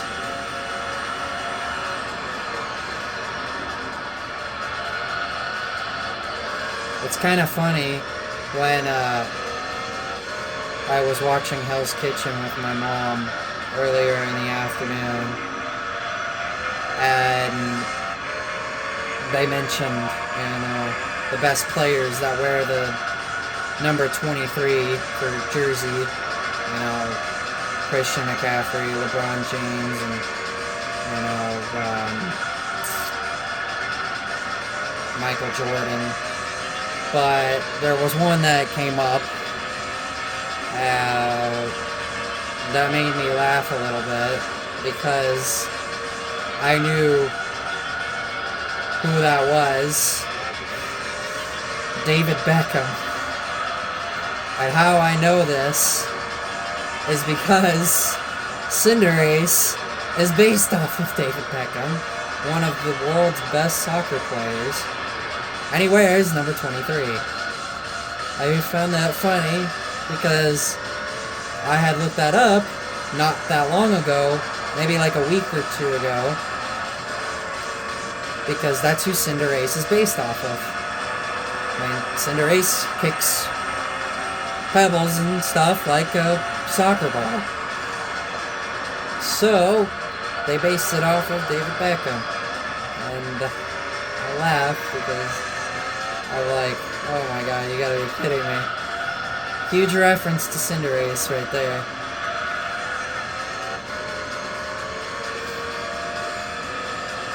I love Cinderace, man.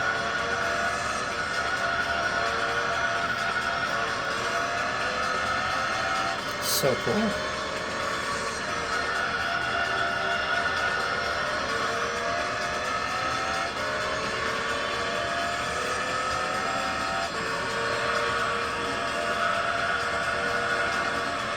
That was beautiful, by the way. I'm finally starting to get my groove through that kink, which is great. Because this car is so difficult to control at 1100 horsepower.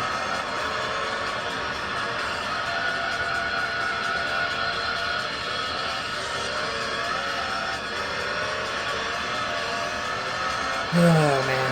So I hope you guys really enjoyed this championship. I mean, I didn't feel as long as I was expecting, and we kind of went through it rather fast, but I was kind of also hoping the 787B was going to be here with the R390 and GT1 to make it feel more complete with me taking the Zonda. It really would have felt complete. But, you know, we have the GT World Championship, the Maestro 78 laps, the Route 11 endurance. So there's still 3 opportunities for it to happen.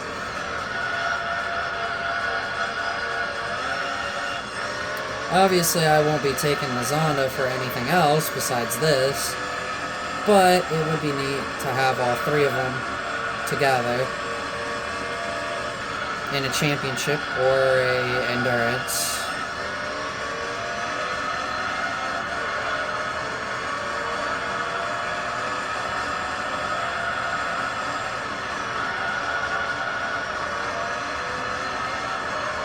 And I have to say, Victini was a very good luck charm. Victini makes everything better. So much. I've met some really nice Victini fans since I've been a fan of his. It was well worth it, honestly.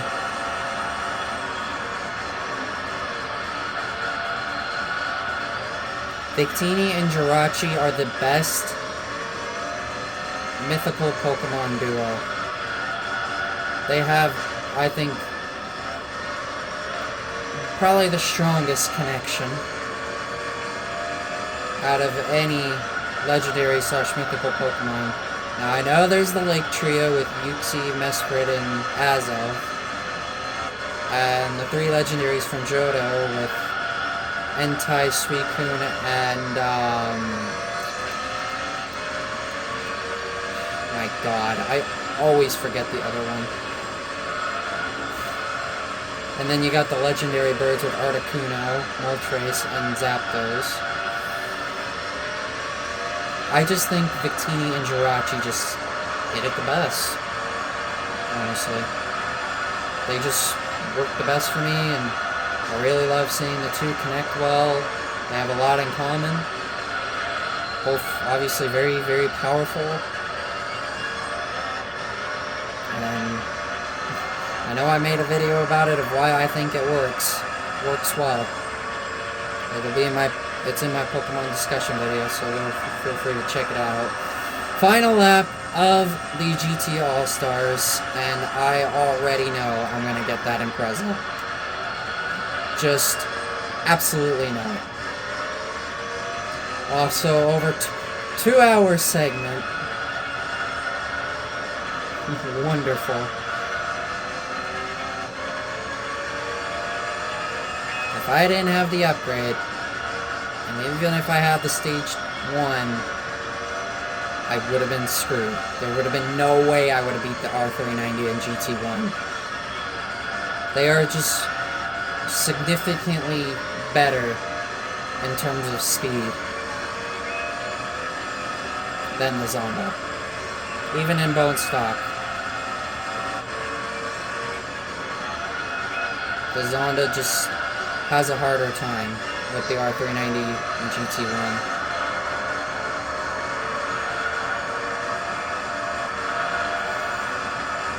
Well, my tires were worn out yet again.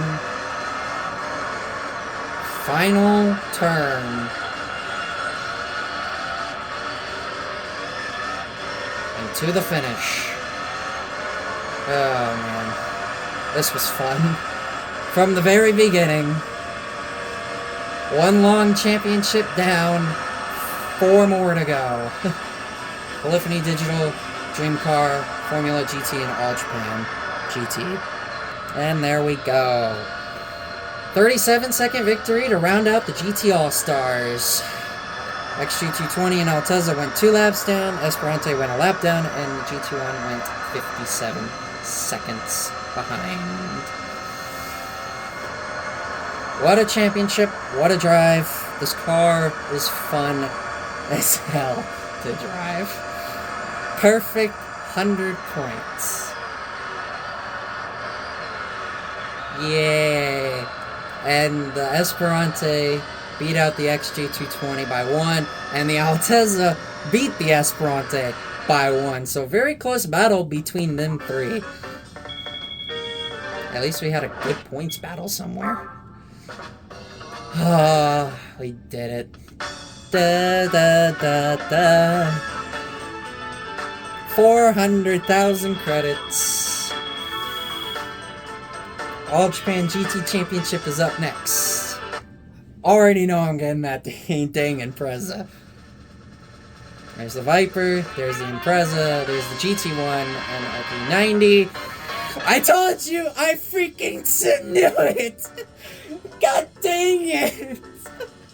It happens every time I play this game! Oh my god! Oh, I think this just nailed it in the coffin for the worst prize cars I have ever gotten in a single playthrough. Oh my god, I knew I was gonna get it again. It always happens. Oh my god. Oh man. Oh my god, you gotta be freaking kidding me. It's like I'm a magnet towards that Impreza. But anyway, there's all 10 races completed. Next will be this. I will be buying a car for this for this championship. I'm gonna wait a little bit because after doing all this racing in 2 nights, about 4 hours, close to 4 hours of racing, I need a little bit of a break before we do this championship. So, my god, this is every time. I am a freaking magnet to this thing. God dang it. Oh my god, this is painful to look at every time. I just want to freaking chuck a chair out of a window right now. Oh my god, I can't believe I got this thing. It's depressing, it really is. Like, I would have even been happy with the Viper. Even though I already have it, I mean, it's better than this.